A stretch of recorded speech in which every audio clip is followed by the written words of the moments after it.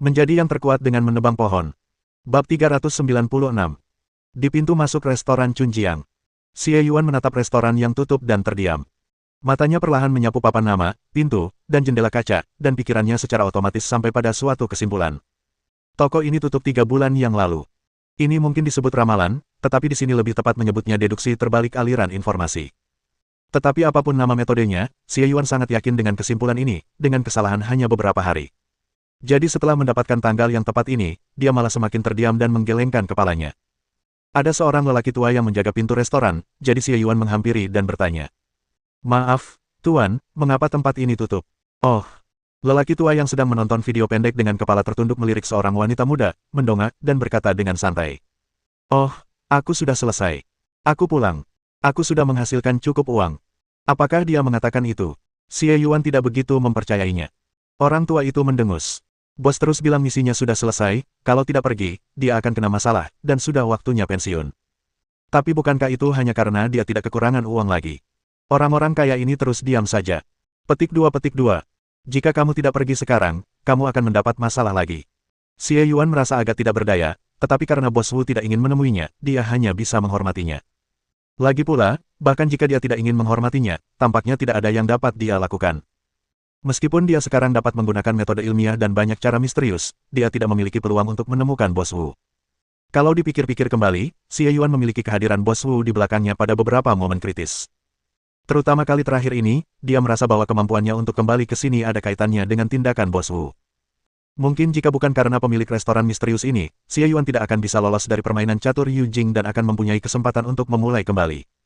Dia melirik sekali lagi ke tanda restoran Chunjiang, membungkuk dengan hikmat, lalu berbalik dan pergi. Kamu akan melakukan perjalanan bisnis. Kemana kamu akan pergi? Di rumah, Wang Yafang bertanya pada Xie Yuan dengan heran. Xie Yuan menggelengkan kepalanya. Kita ke kota berikutnya dulu, baru kita lihat beberapa tempat lagi. Sulit untuk memastikannya. Benarkah? Berapa lama lagi kamu akan kembali? Wang Yafang berkata dengan sedikit khawatir. Jika memungkinkan, dia bahkan berharap putranya tidak akan pernah meninggalkan rumah untuk menghindari kecelakaan. Namun dalam beberapa bulan terakhir, tingkat pertumbuhan Xie Yuan telah mengejutkan pasangan itu, dan mereka bahkan merasa dia telah menjadi orang yang berbeda. Xie Yuan secara ajaib melunasi utang luar negerinya dan meninggalkan aset yang sehat. Keahlian, pengetahuan, dan cara kerjanya sudah tak asing lagi seperti seorang pengusaha besar. Ia sempurna dan santai dalam berurusan dengan siapapun, tetapi temperamennya sama sekali tidak seperti seorang pengusaha. Sebaliknya, ia menjadi semakin tenang dan kalem, merasa seperti seorang master berusia 25 tahun. Wang Yafang bahkan sempat berpikir bahwa Xie Yuan akan menjadi biksu di kuil Tao di Gunung Tianmen, tetapi dia telah bekerja secara aktif dalam beberapa bulan terakhir dan tampaknya tidak mengabaikan urusan duniawi.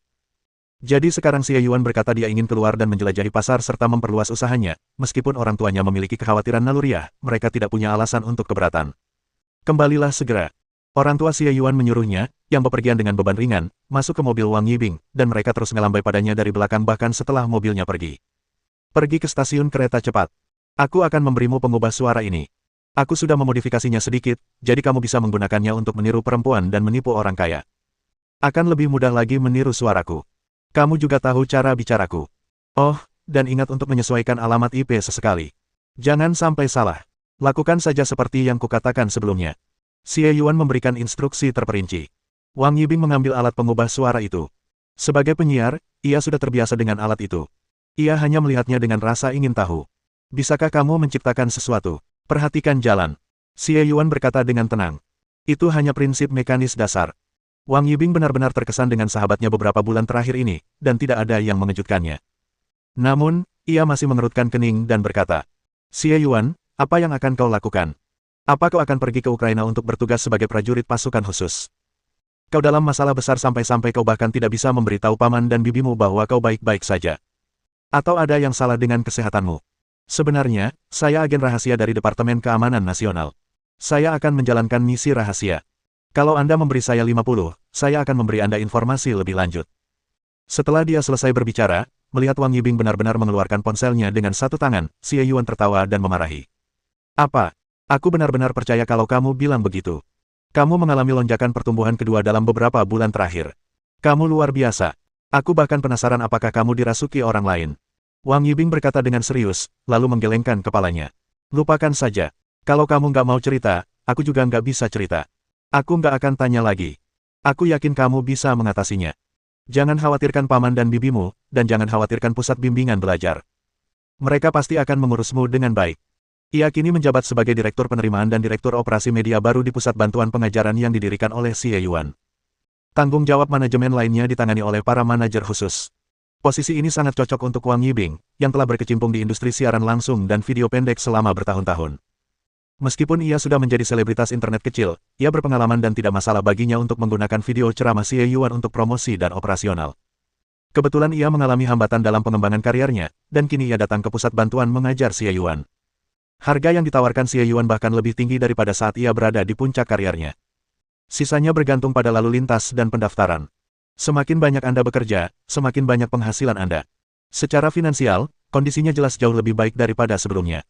Ketika Xie Yuan terbaring di ICU, Wang Yibing mentransfer lebih dari 70.000 yuan ke rekening rumah sakit Xie Yuan. Ada angka 0 dan angka bulat, itu bukan mimpi. Xie Yuan pernah menyebutkannya sekali, tetapi Wang Yibing memarahinya dan dia tidak pernah menyebutkannya lagi. Xie Yuan secara langsung memberi Wang Yibing posisi paling penting sebagai direktur penerimaan dan beberapa saham. Xie Yuan tidak terlalu peduli apakah pusat bimbingan belajar itu dirawat atau tidak. Ia bahkan tidak menyebutkannya. Pengalaman manajemennya jauh lebih luas daripada yang dibayangkan siapapun. Untuk tim sekecil itu, ia telah memilih beberapa orang yang cakap. Sekalipun hasilnya buruk, pendapatan sewa dari aset tetap akan cukup untuk menghidupi orang tuanya dengan nyaman. Terlebih lagi, Xie Yuan merasa dia tidak akan pergi lama-lama. Setelah menaiki kereta api berkecepatan tinggi, Xie Yuan tiba di area pemandangan Gunung Tianmen 4 jam kemudian. Dia tidak ragu-ragu dan langsung membeli tiket kereta gantung dan pergi menuju puncak gunung. Kereta gantung bergoyang sedikit tertiup angin pegunungan. Xie Yuan bersandar di pegangan tangga dengan dagu ditopang, menatap pegunungan dan bebatuan aneh di bawah dengan linglung. Bu, kereta gantung ini bakal jatuh, iya. Aku takut. Seorang gadis kecil di seberang sana mengeluarkan suara lembut. Meskipun dia juga sedikit takut, ibu muda itu dengan cepat menghiburnya. Tidak apa-apa, tidak apa-apa. Anginnya normal. Kereta gantung ini sangat aman. Pasti. Hei, lihat, anginnya sudah reda. Nah, kita hampir sampai di puncak gunung. Ayo kita beli permen hao. Oke.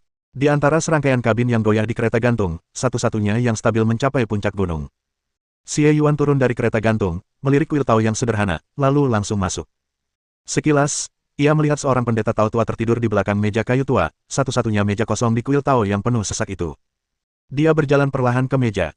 Sebelum Xie Yuan sempat berbicara, pendeta Tao tua itu membuka matanya dan berkata perlahan. Kamu di sini. Halo, senior. Xie Yuan membungkuk dengan serius. Tanpa diduga, pendeta Tao tua itu meniup jenggotnya karena tidak puas dan berkata. Kamu belum baca Gulong. Ayo baca lagi. Petik 2. Wajah Xie Yuan agak kaku, tetapi melihat pendeta Tao tua itu serius, ia harus berjalan lagi. Kemudian, setelah pendeta Tao tua itu berkata, kau di sini, ia menjawab. Saya datang. Pendeta Tao tua itu tidak berkata apa-apa lagi, dia hanya tersenyum dan tampak sangat puas. Saya sudah lama ingin melakukan ini. Senior sangat menyukai naga kuno. Xie Yuan bertanya. Pendeta Tao tua itu mengangguk dan menggelengkan kepalanya. Tepatnya, aku suka semua yang ada di sini. Kami tidak punya hal-hal menarik di sana. Xie Yuan menurunkan kelopak matanya untuk menyembunyikan kilatan di matanya dan bertanya. Bolehkah saya bertanya siapa namamu, senior? Kamu bisa memanggilku Tiandao. Pendeta Tao tua itu tertawa. Lalu dia mendesah lagi. Tapi itu sudah berlalu. Setelah diusir orang itu, aku sekarang hanyalah seorang pendeta Tao biasa di Gunung Tianmen. Pupil mata Xie Yuan mengecil. Meskipun ia sudah membuat banyak asumsi, ia tak kuasa menahan ekspresinya ketika mendengar pendeta Tao tua itu mengatakan hal itu. Tiandao. Diusir. Kalimat-kalimat yang begitu asing. Sekalipun Xie Yuan memahami metode yang sebenarnya dan memulai jalan menuju keabadian, ia tetap merasa sulit untuk membayangkannya. Melihat keterkejutan dan kebingungan Xie Yuan, pendeta Tao tua itu berkata dengan santai. Biarkan aku bercerita padamu. Bertahun-tahun yang lalu, kekacauan mulai muncul, yin dan yang terpisah, dan alam semesta dan dunia mulai ada. Masing-masing dunia memiliki aturannya sendiri, dan jalan surgalah yang mengatur aturan-aturan ini. Jalan surga tidak memiliki kesadaran. Ia hanya merepresentasikan asal-usul dan kebenaran dunia. Di alam itu, dunia berevolusi selama bertahun-tahun yang tak terhitung jumlahnya di bawah naungan jalan surga, dari dominasi bawaan para dewa hingga kebangkitan umat manusia, dari koeksistensi dewa dan iblis hingga supremasi umat manusia, dari pertentangan 100 aliran pemikiran hingga. Dia berhenti sejenak dan berkata, sampai dewa perang lahir. Dewa perang. Hati Xie Yuan tergerak. Ia belum pernah mendengar nama ini sebelumnya, tetapi jelas bahwa orang ini sangat penting. Seni bela diri bukanlah yang terkuat dari ratusan jalur kultivasi. Meskipun seni bela diri dapat dikuasai dengan cepat pada tahap awal, terdapat kekurangan yang melekat pada teknik-tekniknya. Di kemudian hari, mencapai puncak jalur tersebut sangatlah sulit, dan jauh lebih rendah daripada jalur-jalur agung dari jalan-jalan ilahi dan abadi. Akan tetapi, karena seni bela diri telah mengalami kemunduran selama ini, dewa bela diri menjadi pengecualian. Seperti kata pepatah, jalan surga adalah mengurangi kelebihan dan menutupi kekurangan. Saat itu, saya masih bodoh dan tak tahu apa-apa, hanya mengikuti hukum, mengurangi 1 poin dari cara-cara agung lainnya, dan menambahkan 1 poin pada seni bela diri, menyerahkan semuanya kepadanya. Ia terlahir dengan takdir bawaan dan memiliki jiwa seni bela diri yang murni. Ia menguasai satu teknik dan menguasai segalanya. Keahlian seni bela dirinya tak tertandingi sepanjang sejarah. Ia dengan cepat menjadi tak terkalahkan dan dihormati sebagai Santo Bela Diri. Jika kita sampai pada titik ini, itu tidak lebih dari sekadar rangkaian peristiwa biasa, pengulangan peristiwa dari zaman dahulu hingga sekarang. Namun, karena ada jalan surga, pasti akan ada kesengsaraan surgawi, dan kebetulan dia lahir ketika kesengsaraan surgawi seharusnya datang, jadi dia menjadi inkarnasi dari kesengsaraan surgawi. Dia mengandalkan keberuntungan yang kuberikan padanya dari berbagai jalan besar lainnya untuk mendominasi dunia. Dia adalah orang yang hebat dan benar-benar mengumpulkan keberuntungan dunia untuk dirinya sendiri, menjadi orang terkuat yang pernah ada dalam sejarah, yang dikenal sebagai Dewa Perang. Kemudian, ia melangkah ke 9 langit, menghancurkan Ling Qiao, dan menembak jatuh simbolku, Kitab Surgawi, dalam upaya merebut asal-usul Dao Surgawi. Nyatanya, ia berhasil, tetapi sebelum ia sempat melahapku sepenuhnya, secercah kecerdasan spiritualku muncul, yang memungkinkanku lolos dari asal-usul Dao. Hati Xie Yuan terguncang saat mendengar ini, seolah-olah gelombang besar tengah naik di danau hatinya. Legenda kuno tentang Kitab Surgawi jatuh ke tanah, Kitab Surgawi hitam lahir, langit dan bumi berubah warna, sungai dan laut mengalir mundur, bumi runtuh. Kebenaran di balik itu sebenarnya disebabkan oleh Dewa Perang yang ingin menelan langit. Dia menenangkan diri dan berkata dengan suara serak. Jadi, cara surga saat ini adalah... Dia adalah mantan Dewa Perang, Wu Wudi. Pendeta Tao tua itu berkata perlahan. Sejak saat itu, ketertiban telah dipulihkan di langit dan bumi, tetapi hanya seni bela diri yang tetap utuh. Sisanya telah terputus. Saya melarikan diri ke dunia tetangga ini, dipengaruhi olehnya, dan secara bertahap memperoleh kebijaksanaan spiritual, menjadi mampu menjelajah antara surga dan bumi. Namun, Dewa Bela Diri selalu kekurangan sedikit sumber Dao, dan tidak mungkin sempurna. Namun, dia sudah berada di sisi lain Dao Surgawi, dan tidak dapat mengejar kita. Jadi, dia menemukan solusinya. Sebelumnya, aku telah menyebarkan sumber Dao secara alami ke seluruh dunia, dan ketika aku melarikan diri, aku tidak punya waktu untuk mengambil semuanya. Dia ingin mengumpulkan sumber-sumber Dao yang tidak berwujud ini, jadi dia menyegel langit dan bumi, memutus inspirasi spiritual, membatasi pertumbuhan dunia, dan memaksa orang untuk berlatih seni bela diri. Siapapun yang bisa menjadi Grandmaster di lingkungan seperti itu pastilah seorang primata dengan jejak Dao langit dan bumi. Ia mengambilnya dan menggunakannya sebagai obat spiritual untuk perlahan-lahan memelihara Dao yang tersisa. Selama ribuan tahun, roh sejati para Grandmaster yang tak terhitung jumlahnya setelah kematian mereka telah datang kepadanya sebagai makanan. Inilah sangkar yang ia pasang untuk para pejuang. Hanya jalur seni bela diri yang tersisa di dunia, tak menyisakan peluang bagi jalur lain. Setinggi apapun pencapaian seorang seniman bela diri, mereka takkan pernah bisa menandinginya. Dengan demikian, seluruh dunia telah menjadi ladang pengobatannya sendiri. Tapi jika ini terus berlanjut, dunia tidak akan lengkap dan perlahan akan runtuh. Dilihat dari penampilannya, dia tidak peduli. Pada akhirnya, dia hanya akan menguras dunia hingga kering, menggunakannya sebagai batu loncatan untuk mengejar ke sini, lalu mengulangi kebiasaan lamanya, menjadi pemangsa alam semesta. Dia, mungkin datang ke sini. Xie Yuan mengerutkan kening.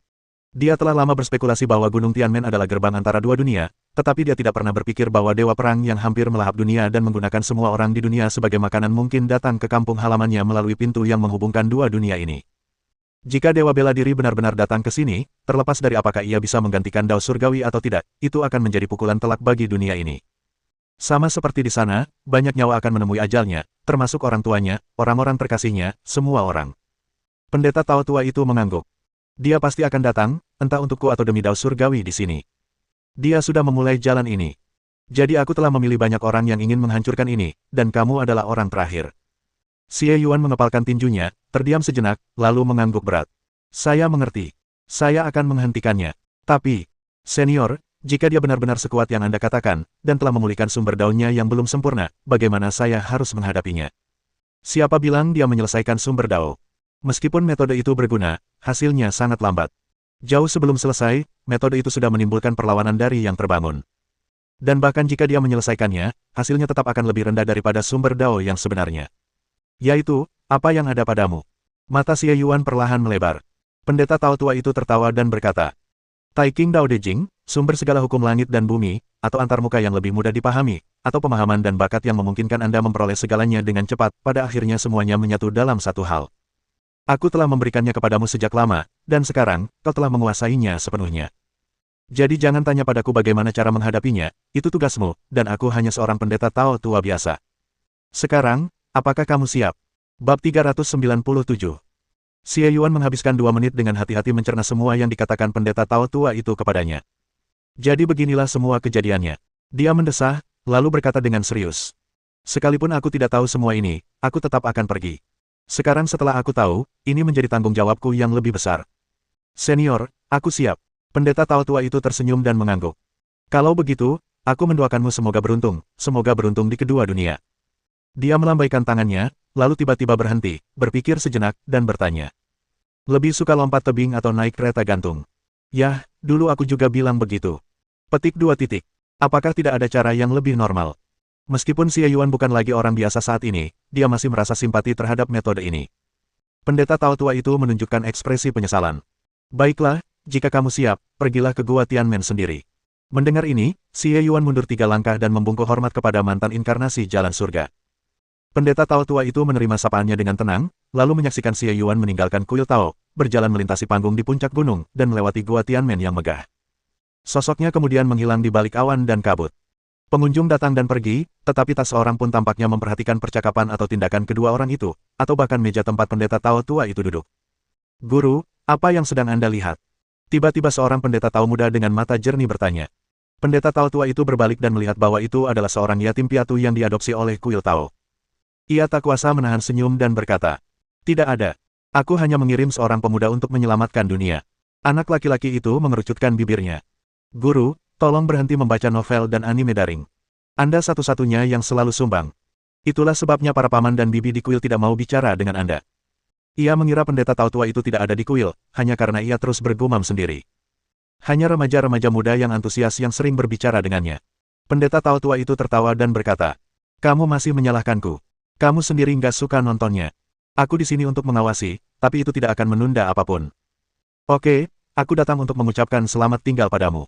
Liburan musim panas hampir berakhir, dan aku harus kembali turun gunung untuk sekolah. Aku akan berangkat besok," kata anak laki-laki itu. Pendeta Tao tua itu tertegun sejenak. "Kita berangkat." Dia sedikit enggan. "Tidak bisakah kamu tinggal 2 hari lagi?" Pemuda itu terdiam dan mendesah.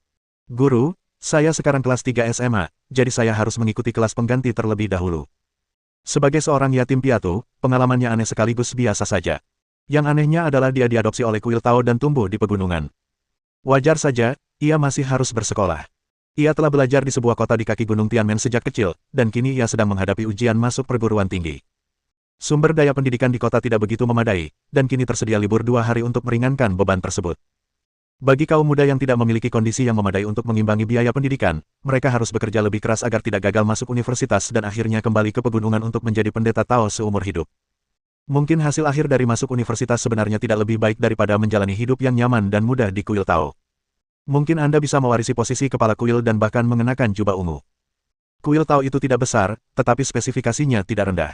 Kuil itu terdaftar. Menjadi pendeta Tao di sini kurang lebih merupakan sebuah posisi, yang merupakan akhir dari kehidupan banyak orang. Namun, pemuda yang telah tumbuh besar di pegunungan selama 18 tahun ini sangat ingin keluar dan melihat dunia. Ia tidak ingin tinggal di kuil Tao kecil ini seumur hidupnya, meskipun itu bukan ide yang buruk. Pendeta Tao tua itu juga tahu. Maka, sambil melihat ke arah anak laki-laki yang sedang mengemasi barang-barangnya, dia tiba-tiba berseru. "Sayang, apakah kamu ingin menjalani kehidupan yang berbeda?" Pemuda itu menatap pendeta Tao tua itu dengan heran. Melihat ekspresinya yang halus, meskipun ia merasa aneh, ia ragu-ragu dan berkata, "Ya, Guru, apakah Anda punya beberapa rumah di kaki gunung yang belum diwariskan siapapun, dan sekarang Anda ingin memberikannya kepada saya?"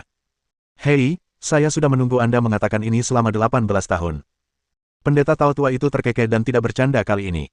Ia hanya berbalik dengan tangan di belakang punggungnya dan berkata, "Mari ikut saya." Melihat hal ini, jantung pemuda itu berdebar tak menentu. Ia mengikuti pendeta Tao tua itu melewati pintu samping kuil Tao dan tiba di tepi tebing, berdiri berdampingan dengannya. Ia melihat ke arah tebing yang dituju pendeta Tao tua itu, tetapi hanya melihat kabut putih yang menyelimutinya, membuatnya mustahil untuk melihat apapun dengan jelas. "Guru, apa yang kau lihat?" Hei. Sebelum pemuda itu sempat menyelesaikan kata-katanya, tiba-tiba ia ditampar dan didorong. Pendeta Tao yang tampak tua itu ternyata jauh lebih kuat dari yang ia duga. Ia tak bisa diam dan langsung terhempas ke tebing, jatuh ke awan yang tak berujung. Pendeta Tao tua itu mendesah pelan ketika melihat pemuda itu menghilang dari tebing. Satu lagi sudah dikirim. Sekarang aku merasa lebih baik. Dia bertepuk tangan dan tampak puas. Kemudian, ia menatap langit, bumi, dan menerawang jauh ke kejauhan, mengamati gunung, sungai, danau, dan laut. Lalu ia duduk bersila dan mendesah. Tempat ini benar-benar bagus, hampir sebagus tempatku. Sayang sekali aku tidak menjaganya dengan baik. Dia mendesah dan bergumam pelan. Lahir tanpa kesadaran, orang rakus datang untuk berebut makanan. Melarikan diri dari sumber Tao dan pergi ke laut, menarik naga sungguhan ke dalam kolam. Cukup. Usai melantunkan syair itu, sang pendeta Tao tua tersenyum, sosoknya perlahan memudar, lalu lenyap bersama angin gunung. Xie Yuan menghormati pendeta Tao tua itu bukan karena dia adalah orang surgawi, juga bukan hanya karena dia memberinya kesempatan besar. Tetapi karena, setelah lolos dari dunianya sendiri dan memiliki dunia Taoisme, dia adalah makhluk yang paling bebas dan paling berkuasa di alam semesta. Pengalamannya unik, dan selama dia mau, dia dapat dengan mudah memulai jalan yang diimpikan oleh Dewa Perang. Namun, ia tidak melakukannya. Sebaliknya, ia memberikan sumber Tao kepada Xie Yuan dan melepaskan keabadian serta Tao yang tak terbatas. Untuk menyelamatkan orang-orang dan menghentikan Dewa Perang. Setelah meninggalkan sumber Tao, dia akhirnya kembali ke dunia. Inilah yang dihormati Xie Yuan. Xie Yuan melewati gerbang surgawi, berjalan menembus awan dan kabut, dan ketika keluar lagi, ia mendapati dirinya berada di hutan pegunungan yang lebat. Malam itu gelap gulita. Dia melompat ringan, berdiri di puncak pohon, menatap langit berbintang, membuat perhitungan singkat berdasarkan posisi bintang-bintang, lalu tertegun sejenak. Sebenarnya di Gunung Beidu, tidak jauh dari desa Xiaoxi. Mungkin ini bisa dimengerti. Maka Xie Yuan menggerakkan kakinya sedikit, dan sebuah pusaran angin tiba-tiba muncul. Ia segera terbang ke kedalaman pegunungan Beidu, ke bekas lokasi keluargamu. Setelah bertahun-tahun, reruntuhan di sini telah menjadi bobrok, hanya tersisa makam-makam yang tertata rapi, yang seharusnya telah diperbaiki oleh Mu Chaoyun sebelumnya. Namun tampaknya tidak ada seorang pun yang datang ke sini selama bertahun-tahun. Xie Yuan berdiri diam di reruntuhan keluargamu untuk beberapa saat, dan membungkuk 3 kali ke arah makam orang tua Mu Chaoyun. Karena gagal menemukan Mu Chaoyun, Xie Yuan segera meninggalkan Gunung Beidu dan pergi ke desa Xiaoxi. Tetapi saya melihat bahwa tempat tua ini juga telah lama sunyi, tidak ada seorang pun yang tinggal di sana dan tidak ada rumah. Bahkan di masa damai, Yunzu adalah daerah perbatasan terpencil dengan karakter rakyat yang keras dan keamanan publik yang buruk. Sekarang, ketika dunia berada dalam kekacauan, kondisinya mungkin bahkan lebih buruk lagi. Xie Yuan sedikit mengernyit dan tiba-tiba mengalihkan pandangannya ke selatan. Di luar Kabupaten Yunzhou, ada lapisan noda darah merah gelap di tanah. Di luar tembok kota yang rendah, ada satu batalion kavaleri wilayah barat yang menyerang kota dengan ganas. Guru, kami tidak dapat bertahan lebih lama lagi. Seorang murid sekte Ti yang berlumuran darah berbicara kepada Biksu Liu yang kelelahan. Seniormu. Biksu Liu mendongak ke langit dan melihat seorang lelaki tua berpakaian hijau sedang bertarung dengan seorang pria besar dari wilayah barat. Namun, lelaki tua itu jelas berada dalam posisi yang kurang menguntungkan dan mundur selangkah demi selangkah, semakin dekat ke kota kabupaten. Dia menggertakkan giginya dan berteriak. Kita harus bertahan meskipun tak mampu. Jika kita biarkan para pencari keuntungan ini memasuki kota, kita akan jadi Kabupaten Jinsan berikutnya. Kabupaten Jinsan terletak tepat di sebelah Yunzhou. Kabupaten ini baru-baru ini diserang oleh pasukan kavaleri pemberontak wilayah barat dan kini menjadi gurun pasir. Namun, sekuat apapun tekad seseorang, itu tidak dapat sepenuhnya menggantikan kekuatan. Kavaleri yang berkeliaran di sekitar Yunzhou semuanya adalah prajurit elit dari wilayah barat. Setiap batalion terdiri dari 100 prajurit, dipimpin oleh seorang Grandmaster, dan terdapat tidak kurang dari 20 orang di alam transformasi Ki dan darah. Sekalipun ada bala bantuan dari prefektur Yunzhou, mereka tetap tidak akan sebanding dengan pasukan kavaleri ini. Melihat Yunzhou hendak mengikuti jejak Kabupaten Jinsan, mata Biksu Liu memerah, tubuhnya mendidih dengan darah, dan dia hendak melompat keluar dari tembok kota.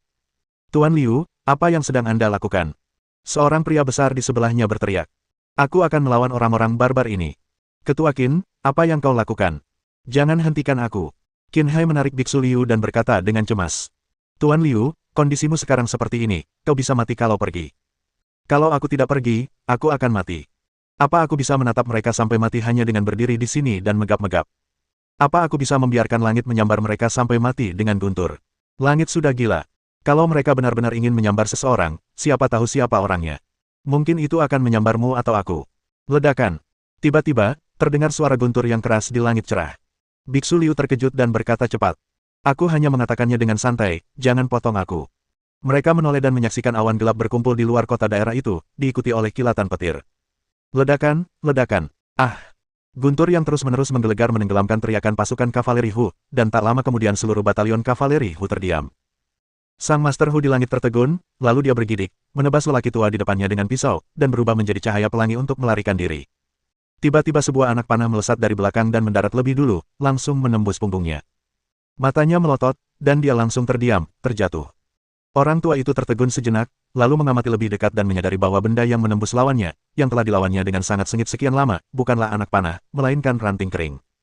Sebuah cabang pohon yang mati melesat di langit, membunuh Grandmaster wilayah barat yang sangat kuat yang telah memaksanya mundur. Orang tua itu sangat terkejut, merasakan hawa dingin di hatinya, dan melihat ke depan. Seorang pemuda berjalan santai, perlahan datang dari kejauhan. Dia mengerutkan kening, tidak berani ceroboh sedikit pun. Sekalipun cabang pohon yang mati membunuh musuh menunjukkan kekuatan yang luar biasa, 5 guntur yang menyambar kepala dan membunuh ratusan orang dalam sekejap merupakan metode ilahi yang tidak pernah terdengar. Pemuda itu dengan mudah menyelamatkan Yun Zhao dari situasi kritis dengan ekspresi tenang, tanpa jejak aura duniawi. Benar-benar seperti makhluk abadi yang terusir. Orang tua itu masih mencoba mencari tahu identitas pemuda itu ketika tiba-tiba dia mendengar teriakan kaget dari bawah. Xie Yuan. Ini Xie Yuan. Orang tua itu tertegun sejenak, dan matanya perlahan melebar. Xie Yuan. Sesaat kemudian, awan menutupi kota. Xie Yuan merasa lega saat melihat sebagian besar teman lamanya dari Timen dan agensi pendamping Longteng dalam keadaan aman dan sehat. Xie Yuan. Dulu, mereka semua bilang kau sudah mati. Sialan, aku bahkan menyeka dua air matamu. Tapi sekarang sepertinya itu semua hanya rumor. Aku tahu dengan kemampuanmu, tak ada yang bisa membunuhmu. Wajah Biksu Liu memerah dan dia sangat gembira, begitu pula Qin Hai dan orang tua lainnya dari agen pendamping yang berdiri di sampingnya. Xie Yuan cukup tersentuh ketika mendengar ini, tetapi dia tidak menjelaskan lebih lanjut, hanya berkata. Itu semua sudah berlalu. 5 tahun telah berlalu. Xie Yuan merasa campur aduk. Ia memang menduga jangka waktunya akan berbeda, tetapi 5 tahun bukanlah waktu yang terlalu lama atau terlalu singkat. Dia belajar dari orang-orang di sekitarnya tentang apa yang telah terjadi di dunia dalam 5 tahun terakhir, dan alisnya berkerut, tidak bisa rileks. Dalam pertempuran hebat di tepi sungai, Xie Yuan membunuh banyak master tingkat tinggi, terutama mereka yang berasal dari berbagai ras dan spesies. Ia berusaha sekuat tenaga untuk melenyapkan mereka agar tidak membawa bencana bagi dunia. Akan tetapi, hanya Raja Ming yang wafat, dan wilayah barat tidak mengalami luka serius. Keluarga kerajaan menderita banyak korban, tetapi mereka tetap mengarahkan pandangannya pada keluarga bangsawan. Jadi, dalam 5 tahun terakhir, wilayah barat telah menembus jalur Yanmen dan menduduki sebagian besar Yanzhou. Mereka telah mengakar dan perlahan maju dengan Yanzhou sebagai basis mereka. Meskipun Yunzhou terhalang oleh Gunung Beidou, garis utara telah menjadi medan perang. Pasukan kavaleri terus menembus jauh ke pedalaman Yunzhou, berusaha menerobos Yunzhou dan bahkan Suzhou, membuka gerbang barat Hulukok, dan sepenuhnya membuka jalur dari wilayah barat ke dataran tengah. Perang berkecamuk di beberapa negara bagian di perbatasan barat, membuat penduduknya tidak punya tempat untuk mengungsi akibat kekacauan yang dahsyat. Selama 5 tahun terakhir, banyak korban jiwa berjatuhan, populasi menurun drastis, dan ribuan kilometer daratan menjadi tandus dan tak berpenghuni. Keluarga kerajaan masih berfokus pada urusan keluarga bangsawan. Ketiga keluarga tersebut menderita kerugian besar, dan kondisi keluarga kerajaan pun tidak jauh lebih baik. Keluarga Cui dari King He hanya mendeklarasikan kemerdekaan dan mengambil alih beberapa daerah di sekitarnya. Meskipun keluarga Wang dan Xie tidak mengatakannya secara eksplisit, mereka benar-benar melakukan hal yang sama. Pemberontakan terus terjadi di berbagai tempat, dan bayangan Dewa Dapur selalu berada di belakangnya. Ada pertikaian di pemerintahan dan kekacauan di dunia. Inspirasi spiritual dunia sedang berfluktuasi. Alam rahasia, relik, dan harta karun bermunculan silih berganti. Sekte-sekte besar saling bertarung hingga titik darah penghabisan. Semakin banyak orang berkuasa, tetapi semakin banyak pula korban jiwa. Para iblis dari 9 Netherworld, monster dari sumber kabut, dan hantu-hantu Fengdu juga mulai menimbulkan kekacauan. Mereka memanfaatkan bencana besar di dunia dan hilangnya keberuntungan manusia untuk mencoba menguasai dunia lagi. Akhir dunia telah tiba. Xie Yuan mendesah. Kalau begitu, dia tidak bisa tinggal di Yunzhou terlalu lama.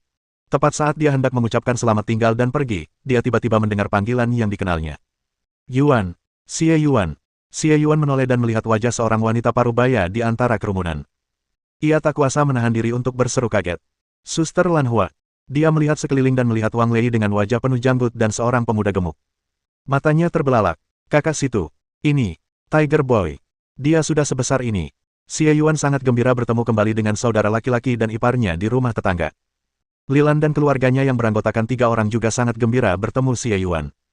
Lilan bahkan mengeluarkan sapu tangan untuk menyeka air matanya. Ia juga mengira Xie Yuan sudah meninggal 5 tahun yang lalu. Setelah melihat Xie Yuan, ia mulai mengoceh. Orang-orang Jianghu terkutuk itu menyebarkan segala macam omong kosong. Pah! Bergosip itu cara untuk menjerumuskan diri ke neraka. Xie Yuan terkekeh, lalu mengerutkan kening dan bertanya. Saudari Lan Hua, kalian seharusnya ada di prefektur Yunzhou, kan? Kenapa kalian kembali ke Yunzhou lagi? Celakanya, prefektur Yunzhou sebelumnya dikepung oleh pasukan elit yang dikirim oleh orang Hu dan hampir ditembus. Jika bukan karena pahlawan Yu yang mempertaruhkan nyawanya untuk menyelamatkan kita, seorang diri membunuh dua penguasa besar orang Hu dan mematahkan pengepungan prefektur Yunzhou, kita semua pasti sudah mati. Prefektur Yunzhou, dan bahkan seluruh bagian barat dataran tengah akan dikuasai oleh orang Hu. Kami merasa prefektur Yunzhou terlalu mencolok dan mungkin tidak simen Yunzhou di belakang, jadi kami mundur. Tapi siapa sangka? Aduh, sepertinya tidak ada tempat yang aman. Wang Lei mengambil alih pembicaraan dan berkata dengan penuh emosi. Xie Yuan mengangguk berulang kali setelah mendengar ini. Kita pindah ke Yizhou atau kembali ke prefektur Yunzhou. Tidak masalah, aku akan mengurus semuanya di sini dulu. Siapakah pahlawan Yu itu? Sepertinya pahlawan muncul di masa sulit. Memang banyak orang yang berjiwa kesatria di dunia ini. Orang-orang di sekitar tidak tahu apa yang dimaksud Xie Yuan dengan tekad, tetapi karena dia tidak menjelaskan lebih lanjut, Wang Lei menjelaskan terlebih dahulu. Pahlawan Yu awalnya adalah seorang guru di Akademi Yunlu di Jisoo. Dalam beberapa tahun terakhir, ia telah berkelana ke berbagai penjuru untuk melakukan tindakan heroik dan menyelamatkan orang-orang dari bahaya. Setelah Yanzu ditaklukkan, ia mengorganisir pasukan sukarelawan untuk melawan suku Hu dan menjadi pemimpin perlawanan. Ia dikenal sebagai pahlawan cendekiawan dan pahlawan pertama wilayah barat. Setelah mendengar bahwa prefektur Yunzhou sedang dalam kesulitan, ia menempuh perjalanan ribuan mil untuk membantu, bekerja tanpa lelah dari Yanzhou hingga pinggiran prefektur Yunzhou, membunuh dua pemimpin suku Hu terkemuka dan menyelamatkan prefektur dari bahaya yang mengancam. Xie Yuan tertegun sejenak setelah mendengar ini dan berkata, "Itu Yu Ping." Ia teringat orang ini. Ia pernah mengejarnya untuk merebut buku hitam, dan bahkan setelah ditundukkan, ia masih berani memintanya, yang membuatnya tertawa terbahak-bahak. Namun melihat bahwa ia memiliki hati yang sopan dan sangat gigih dalam mencari kebenaran, Xie Yuan menyampaikan kepadanya sebuah bagian kitab suci untuk terobosan, dan menyerahkannya pada nasibnya sendiri. Tak disangka, buah yang ditanam hari itu malah berbunga hari ini. Seandainya Xie Yuan tidak melepaskannya, ia pasti akan menyelamatkan lebih sedikit orang, bahkan keluarga Suster Lan Hua dan Yunzhou pun tak akan ada lagi. Xie Yuan menghela nafas berulang kali, lalu bertanya, "Di mana Yu Ping sekarang? Aku ingin menemuinya." Begitu dia menanyakan pertanyaan itu, suasana di sekelilingnya menjadi berat. Qin Hai mendesah. Dalam pertempuran itu, pahlawan Yu tewas di tempat, tewas bersama dua musuh. Xie Yuan tertegun sejenak, dan tiba-tiba teringat kejadian hari itu. Yu Ping tampak serius dan membungkuk pada dirinya sendiri. Aku tidak berani mengabaikan kepercayaan yang diberikan oleh seorang pria sejati, dan akan membalasnya dengan nyawaku. Aku akan membalasnya dengan nyawaku. Xie Yuan menghela napas dan berkata perlahan. Pahlawan terhebat mengabdi pada negara dan rakyatnya. Yu Daxia menepati janjinya dan meninggal dengan layak. Dia menatap dengan tenang ke arah teman-teman lama di sekitarnya dan berkata, "Pertama-tama, saya akan menyelesaikan bahaya yang dihadapi orang Hu. Adapun sisanya." Dia menatap lubang hitam dalam di tengah langit. "Ini akan memakan waktu sebentar. Jaga dirimu. Selamat tinggal." Xie Yuan melangkah maju dan menghilang dalam sekejap. Semua orang di sekitar tercengang. Bahkan tuanmu, yang ingin berbicara tetapi tidak sempat berkata apa-apa, tidak melihat gerakan Xie Yuan dengan jelas dan saling memandang dengan bingung. Kemana dia pergi? Kenapa dia bilang begitu? Seolah-olah dia bisa mengusir anjing itu dengan mudah. Apa semudah itu? Kenapa? Xie Yuan kita memang sekuat itu. Apa yang kau pertanyakan? Mana mungkin aku meragukannya? Aku sungguh tak percaya. Menurutmu, kekuatan macam apa yang dia miliki sekarang? Metodenya sepertinya bukan milik seorang pejuang, tapi lebih seperti seorang yang abadi. Ya, aku belum mendengar kabarnya selama beberapa tahun terakhir. Mungkinkah dia pergi mencari keabadian dan kembali setelah mencapai pencerahan? Seniormu, kaulah yang terkuat. Menurutmu dia berada di alam mana? Melihat semua orang di sekitarnya menatapnya, seniormu dari prefektur Yunzhou perlahan menggelengkan kepalanya. Entahlah. Yang kutahu dia jelas bukan Grandmaster. Semua orang saling memandang. Bukan alam Grandmaster. Itu. Tidak seorang pun dapat menyimpulkan kekuatan Xie Yuan, tetapi mereka segera mengetahui apakah ia dapat menyelesaikan kekacauan di wilayah barat. Beberapa hari kemudian, datang berita dari Yanzhou bahwa kamp utama koalisi Hu Barat telah ditembus. Api merah menyebar hingga ratusan mil, dan guntur menggelegar di atas kepala. Panglima tertinggi koalisi Hu Barat dan Raja Arab tewas di tempat, dan banyak jenderal serta jenderal senior tak mampu menyelamatkan diri. Para pemimpin tertinggi pasukan koalisi hampir musnah. Pasukan koalisi tanpa pemimpin dan mundur ribuan mil dari terusan Yanmen. Konon katanya bencana itu disebabkan oleh perbuatan jahat Hu Barat dan pembantaian di mana-mana yang membuat murka para dewa. Namun, semua orang di Yunzhou tahu bahwa Xie Yuan lah yang melakukannya. Tinggi di langit di atas Yanzhou, seberkas cahaya bergerak ke arah timur. Xie Yuan menunjukkan wajahnya dan berpikir dalam hati. Agak berat melakukan ini. Aku belum cukup berkultivasi saat ini. Meskipun aku tidak butuh banyak kultivasi untuk memiliki sarana itu, memiliki alam saja tidak cukup untuk mendaki Menara Babel.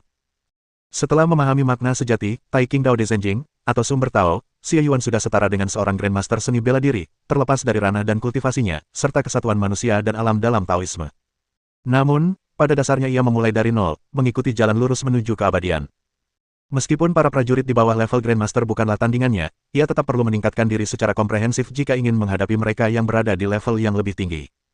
Tujuan utamanya, khususnya, adalah tidak membiarkannya memiliki kekurangan atau kelemahan.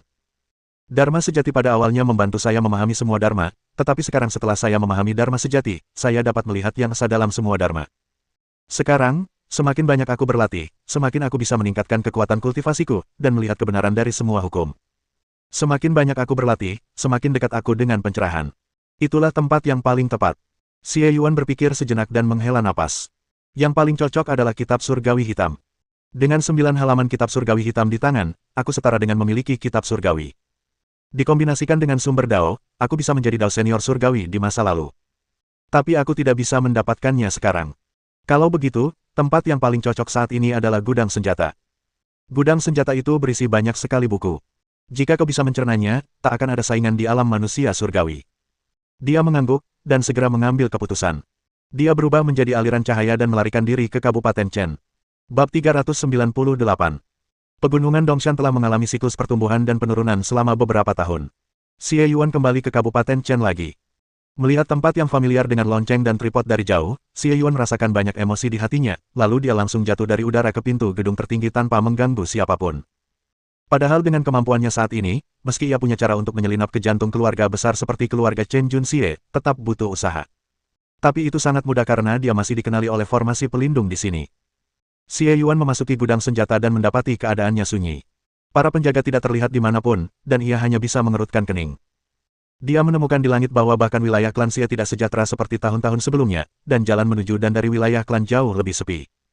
Sambil mendesah pelan, Xie Yuan memperlihatkan sosoknya dan membolak-balik koleksi buku rahasia di satu tingkat.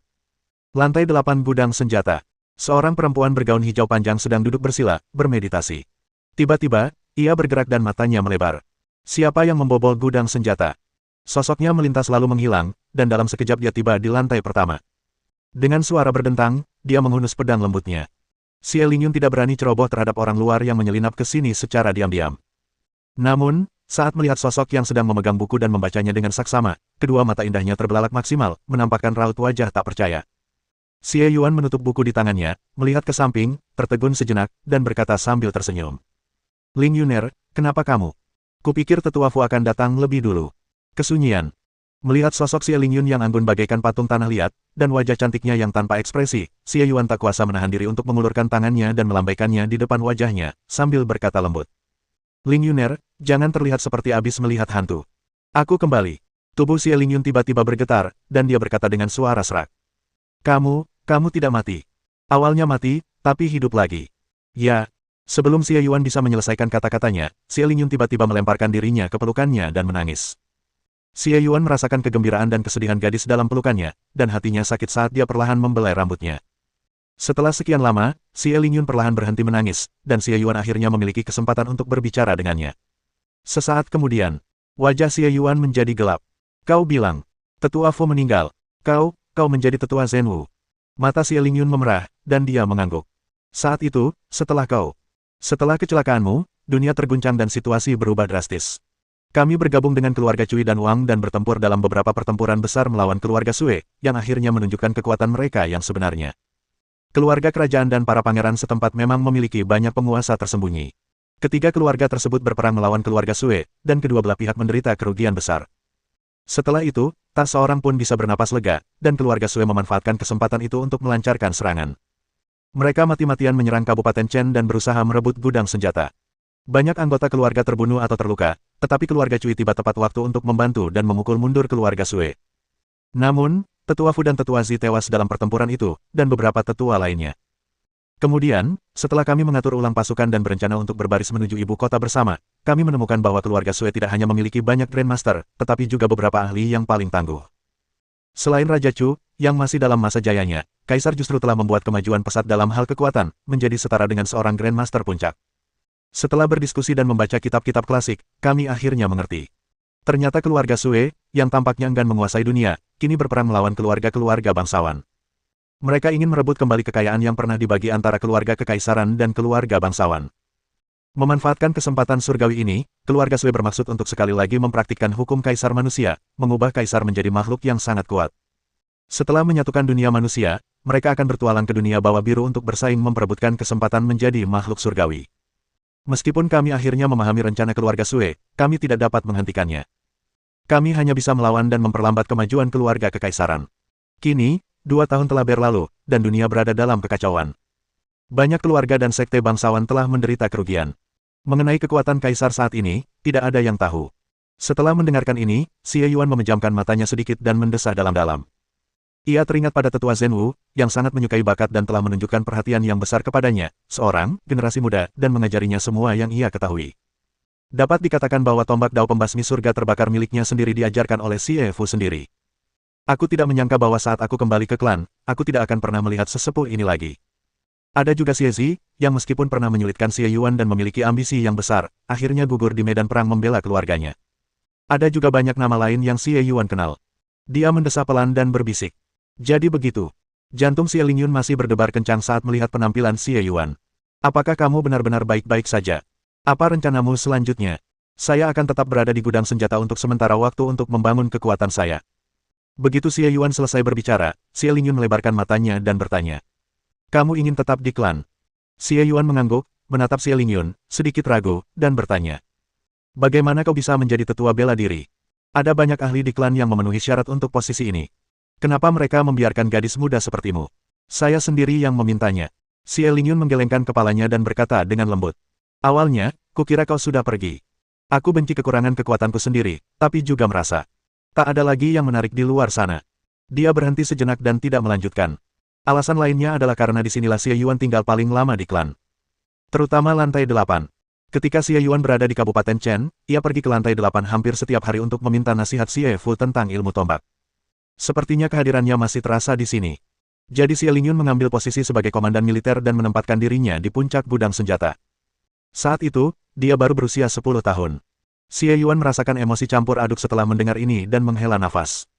Aku akan tinggal di sini sebentar sampai aku selesai membaca semua buku di gudang senjata. Nyata. Mata Xie Lingyun melebar pada awalnya, tetapi kemudian dia tidak bisa menahan senyum. Ingin menyelesaikan membaca buku-buku. Bukankah itu berarti aku harus bersamanya selamanya? Jadi Xie Yuan memberi penghormatan kepada teman lamanya dan mulai hidup menyendiri di gudang senjata keluarga Xie. Xie Lingyun secara pribadi menemani Xie Yuan dalam studinya. Ketika Xie Yuan bosan membaca, dia akan menawarkannya teh. Ketika Xie Yuan asyik membaca dan tiba saatnya makan malam, dia akan menyiapkan makanan untuknya dan mengingatkannya untuk makan.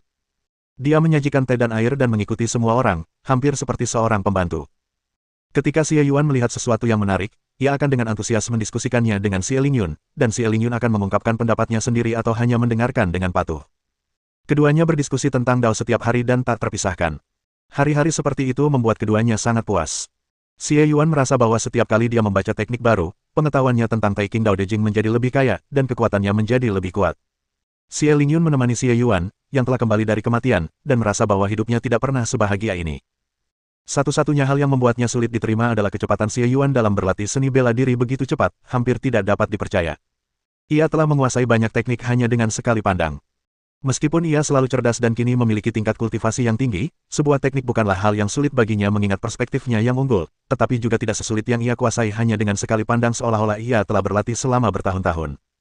Bukan hanya satu atau dua teknik, tapi semua teknik yang pernah dilihatnya di level ini memang seperti ini. Bahkan di masa mudanya, dia belum pernah mencapai level ini. Xie Lingyun merasa kagum, tetapi juga sedih yang tak terlukiskan. Ternyata saat Xie Yuan mengatakan ingin membaca semua buku di gudang senjata keluarga Xie, dia serius tentang hal itu, dan bukan hanya ingin menemaninya. Lantai pertama gudang senjata berisi koleksi buku terbesar, yang luasnya bagaikan lautan asap, tetapi Xie Yuan membacanya dengan cepat dan menyelesaikannya dalam sebulan.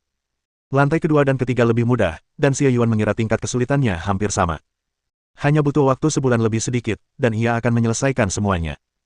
Jumlah teknik tingkat keempat dan kelima sedikit, dan tingkat kesulitannya tidak terlalu tinggi atau terlalu rendah, sehingga jelas bahwa teknik-teknik tersebut adalah yang tercepat untuk maju.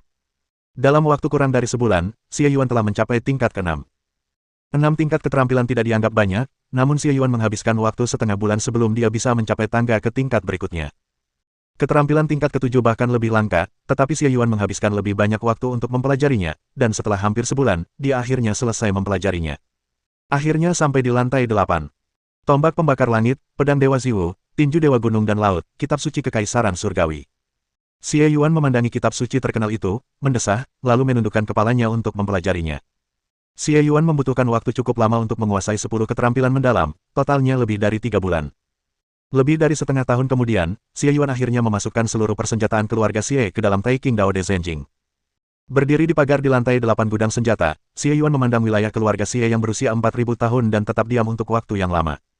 Xie Lingyun berdiri di sampingnya, ingin berbicara tetapi ragu-ragu, dan akhirnya berkata pelan. Apakah kamu akan pergi? Xie Yuan mengangguk. Saya akan pergi ke ibu kota terlebih dahulu untuk membuat kehidupan dunia lebih mudah. Nada suaranya datar, seperti ketika dia pergi ke pasar untuk membeli sesuatu, tetapi Xie Lingyun tidak mempertanyakannya sama sekali. Setelah menyaksikan Xie Yuan menguasai 8 level dalam 3 bulan dan menunjukkan masing-masing keterampilan yang menggemparkan dan tak tertandingi satu persatu, Xie Lingyun merasa bahwa bahkan jika dia ingin melampaui langit biru untuk mengakhiri kekacauan sekarang juga, itu tidak akan menjadi masalah. Dia begitu menakjubkan, mengapa dia begitu menakjubkan? Xie Lingyun tampak sedikit kesepian, dan tiba-tiba mendengar Xie Yuan berkata, "Maukah kamu ikut denganku?" "Apa?" Xie Lingyun tertegun sejenak, dan jantungnya tiba-tiba berdebar kencang. Namun, wajahnya tampak ragu-ragu, dan setelah ragu-ragu cukup lama, ia berbisik. "Adalah tugasku untuk tidak mengecewakan keluargaku." Xie Yuan tersenyum tipis, mengeluarkan bendera pertempuran dan kuas tinta dari suatu tempat, lalu mulai menatanya di sekitar gudang senjata. Ada juga buku-buku tentang formasi di gudang senjata. Xie Yuan telah menghafalnya dan menempatkannya di atas kitab suci yang sebenarnya. Dia telah mencapai puncak 8 gerbang dan 8 metode di gudang senjatanya, dan bahkan telah mencapai tingkat yang lebih tinggi. Pada saat ini, Xie Yuan hanya perlu menguraikan formasi umum dengan jari-jarinya, dan menggunakan metode ini untuk mengaturnya dapat disebut formasi peri. Setelah beberapa saat, Xie Yuan menyelesaikan pukulan terakhirnya, bertepuk tangan, dan menatap Xie Lingyun sambil tersenyum. "Formasi ini lebih berguna daripada formasimu. Ayo kita pergi bersama. Aku berjanji akan membawamu bersamaku, bahkan jika itu berarti seluruh dunia." Mata Xie Lingyun perlahan melebar.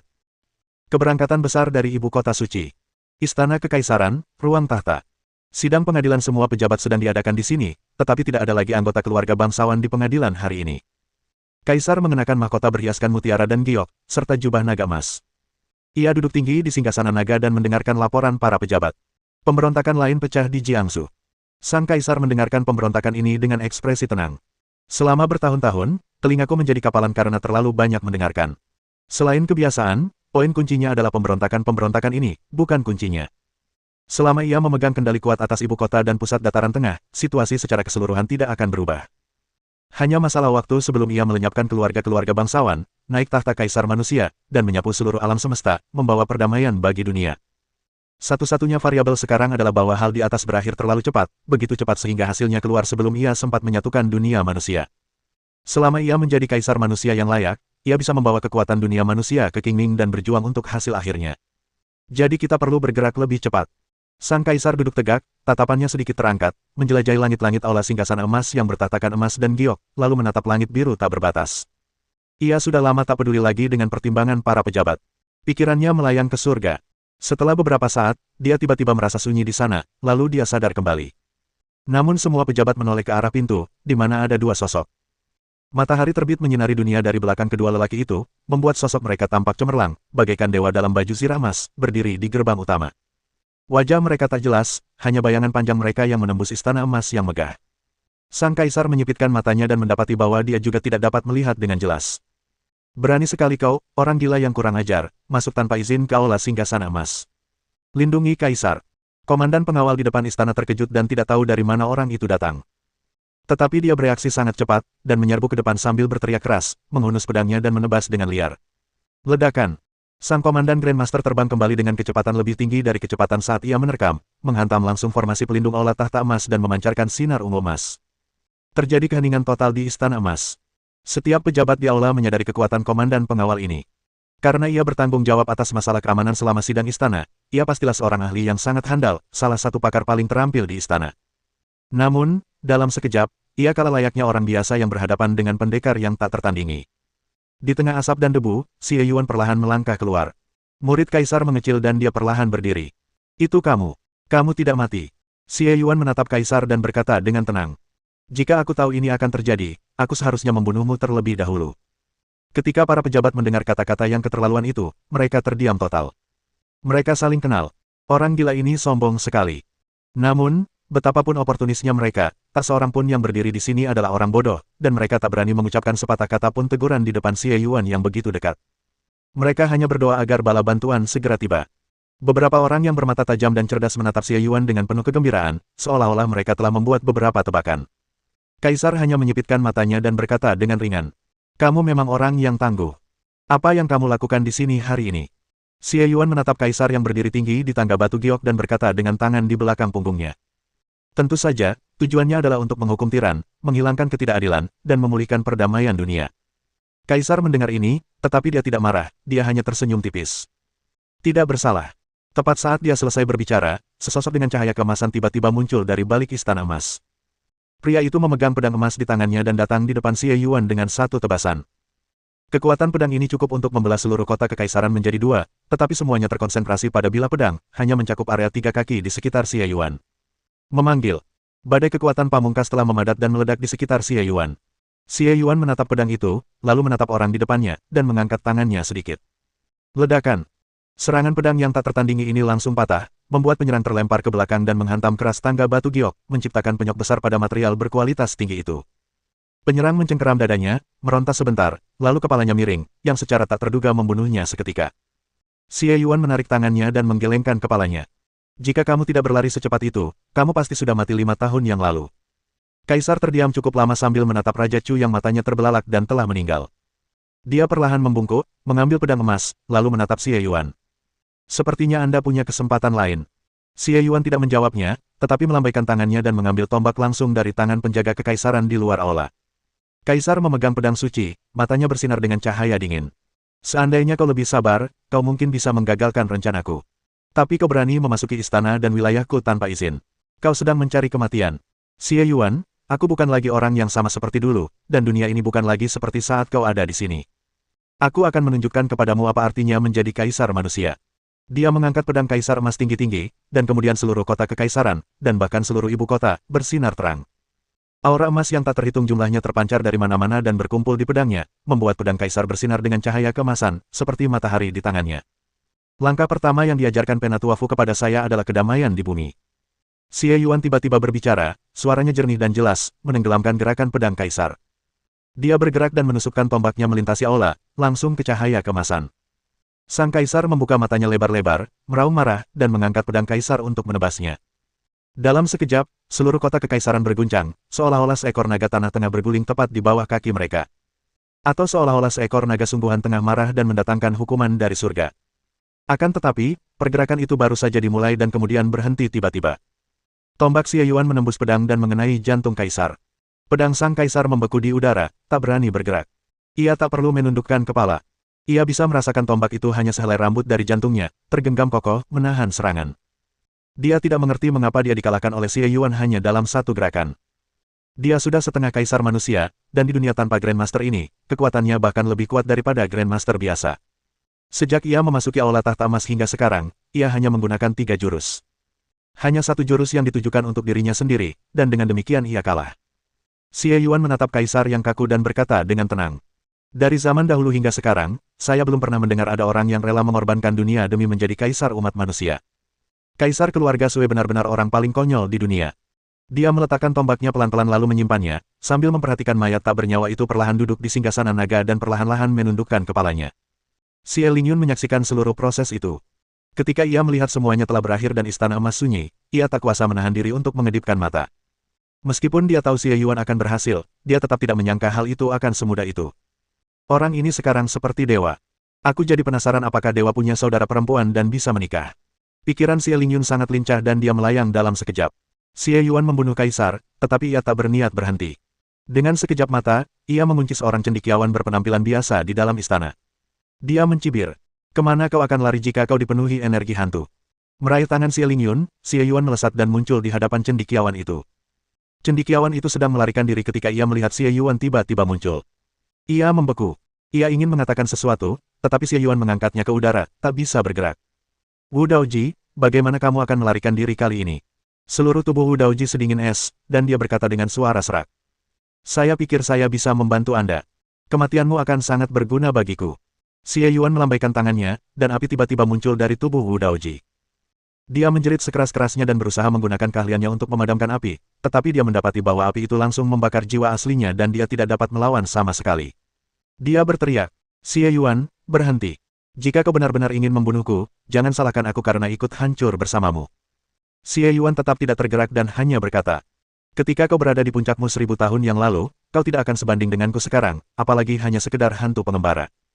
Wu Daoji sebenarnya telah menemukan jalan baru untuk maju selama 5 tahun terakhir, memanfaatkan peluang yang dihadirkan oleh Skyleak dan memulihkan sebagian besar kekuatannya. Namun, dibandingkan dengan Xie Yuan, ia masih tak berdaya melawan. Bahkan berbagai metodenya, yang ia banggakan, kini sama sekali tidak efektif. Dibandingkan dengan Xie Yuan, metode Wu Daoji tidak ada apa-apanya dibandingkan dengannya. Xie Yuan telah lama menduga bahwa rencana, metode, dan apa yang disebut sebagai jalan keluarga kerajaan Sue untuk menjadi kaisar manusia mungkin semuanya mencurigakan. Bagaimana seseorang bisa menjadi kaisar sejati umat manusia jika ia mendatangkan kekacauan ke dunia? Ketika mereka tiba di kota kekaisaran dan merasakan kehadiran Wu Daoji, Xie Yuan mengerti segalanya. Wu Daoji tak punya peluang untuk kabur kali ini. Semua taktik rahasianya terbongkar oleh Xie Yuan, yang kekuatannya mengepungnya dari segala arah. Semburan api sejati Samadhi ini membakar habis semua jejak keberadaan Wu Daoji di dunia, tak meninggalkan jejak sedikitpun. Setelah menghancurkan hantu berusia 1000 tahun yang telah menyebabkan masalah bagi dunia, Xie Yuan tidak membuang waktu menangani kekacauan di kota kekaisaran. Penghancuran mudah dilakukan, tetapi rekonstruksi membutuhkan banyak tenaga dan waktu, jadi Xie Yuan memutuskan untuk menyerahkannya kepada para profesional. Wang Qiwen dan Cui Lei telah memimpin klan elit mereka masing-masing ke kota kekaisaran dan mulai mengambil alih kendali. Dengan Xie Yuan sebagai komandan, keluarga kerajaan Sue hampir tidak dapat memberikan perlawanan yang efektif. Selama masa transisi ini, ketiga keluarga besar masing-masing akan melahirkan individu-individu yang cakap untuk bersama-sama memerintah kekaisaran. Xie Yuan menetapkan coraknya, keluarga Xie akan bertanggung jawab atas kekuatan militer, keluarga Wang untuk pemerintahan, dan keluarga Cui untuk hukum. Jika semuanya berjalan lancar, hal ini mungkin akan menjadi fondasi bagi perubahan besar dalam kekaisaran. Namun di sini, dengan semua hal yang dijelaskan di atas, hal itu mungkin tidak berarti banyak. Tetapi apapun yang terjadi, setidaknya dengan kelas atas yang stabil dan berkuasa, orang-orang yang hidup dapat hidup lebih baik.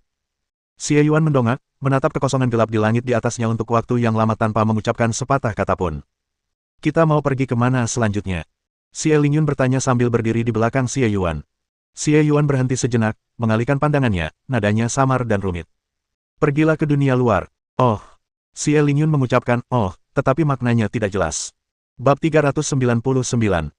Setelah meninggalkan ibu kota, Xie Yuan teringat bagaimana Yun Xing menuntunnya ke dunia di luar surga. Kini ia mampu melihat misteri itu. Setelah pengaturan selesai, Xie Yuan dan Xie Lingyun menghilang dalam sekejap, berubah menjadi cahaya putih. Surga di balik surga. Cahaya putih menyala di altar, dan ekspresi penjaga itu tiba-tiba menjadi tegas. Mereka tidak menerima sinyal bahwa ada yang kembali. Para penjaga di sekitarnya langsung merasa seperti sedang menghadapi musuh besar, masing-masing memegang senjata dan siap bertempur. Namun, cahaya putih itu menghilang untuk waktu yang lama, dan altar itu masih kosong. Beberapa orang saling memandang, dan sang kapten merenung sejenak lalu berkata, "Kalian lihat saja, aku akan melapor." Jauh sekali. Xie Yuan dan Xie Lingyun sudah memasuki kota. Ini adalah pertama kalinya Xie Lingyun berada di salah satu tempat paling misterius di dunia, dan ia melihat sekeliling dengan rasa takjub. Ada kerumunan orang di pinggir jalan, berjalan tergesa-gesa, dan toko-toko berjejer di jalan, yang tidak jauh berbeda dengan dunia luar. Akan tetapi, seberapa banyak pun orang yang melewati mereka berdua, tidak seorang pun memperhatikan mereka. Xie Yuan memandang arus orang yang terus-menerus, merasakan atmosfer kota yang agak panas, dan mengerutkan kening sambil berpikir. Surga di balik surga telah mulai bergerak, bagaikan binatang raksasa yang telah tertidur di jurang selama 10.000 tahun, kini memperlihatkan cakar dan taringnya. Kebakaran berkobar di dataran tengah, dan para dewa dapur berada di balik setiap kebakaran itu. Pemimpin pemberontak abadi kini menjadi mesin perang yang termobilisasi. Namun, Xie Yuan telah mendengar bahwa Si Tukin sekarang berkuasa di Tianwaitian.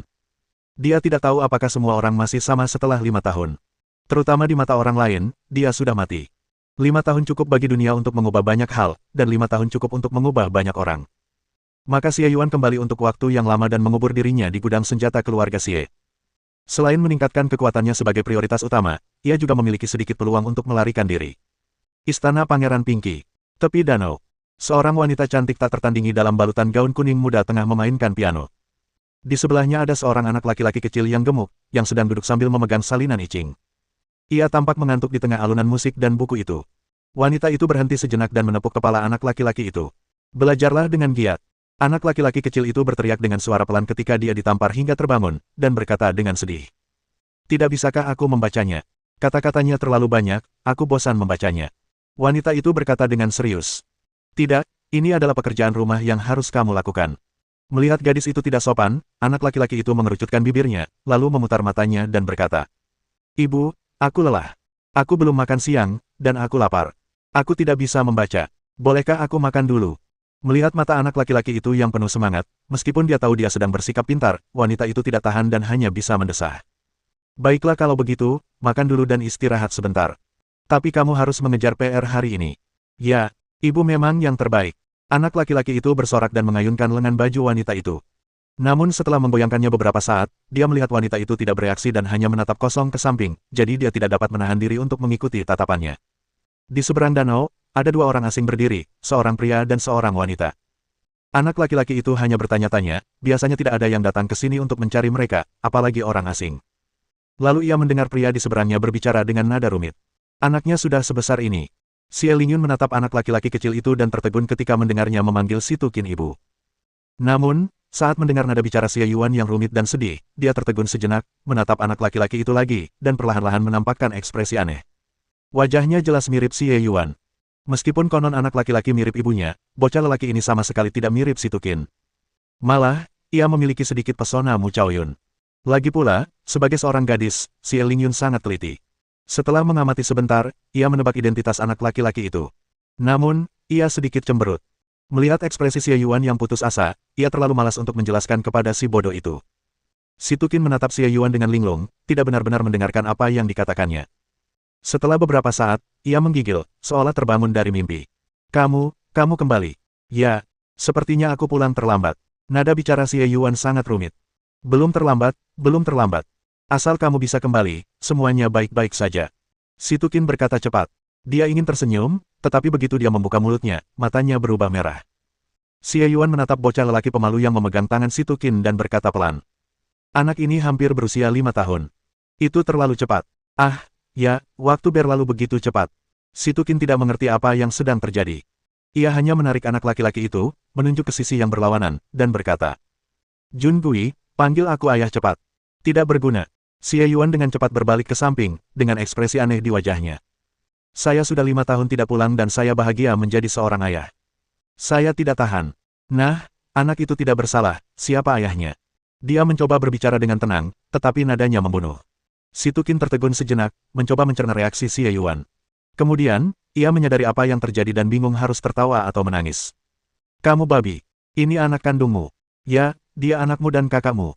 Tapi kakakmu juga memintanya memanggilku ibu agar aku tidak peduli padanya. Dia berhenti sejenak dan berkata, kakakmu selalu berpikir dengan hati-hati.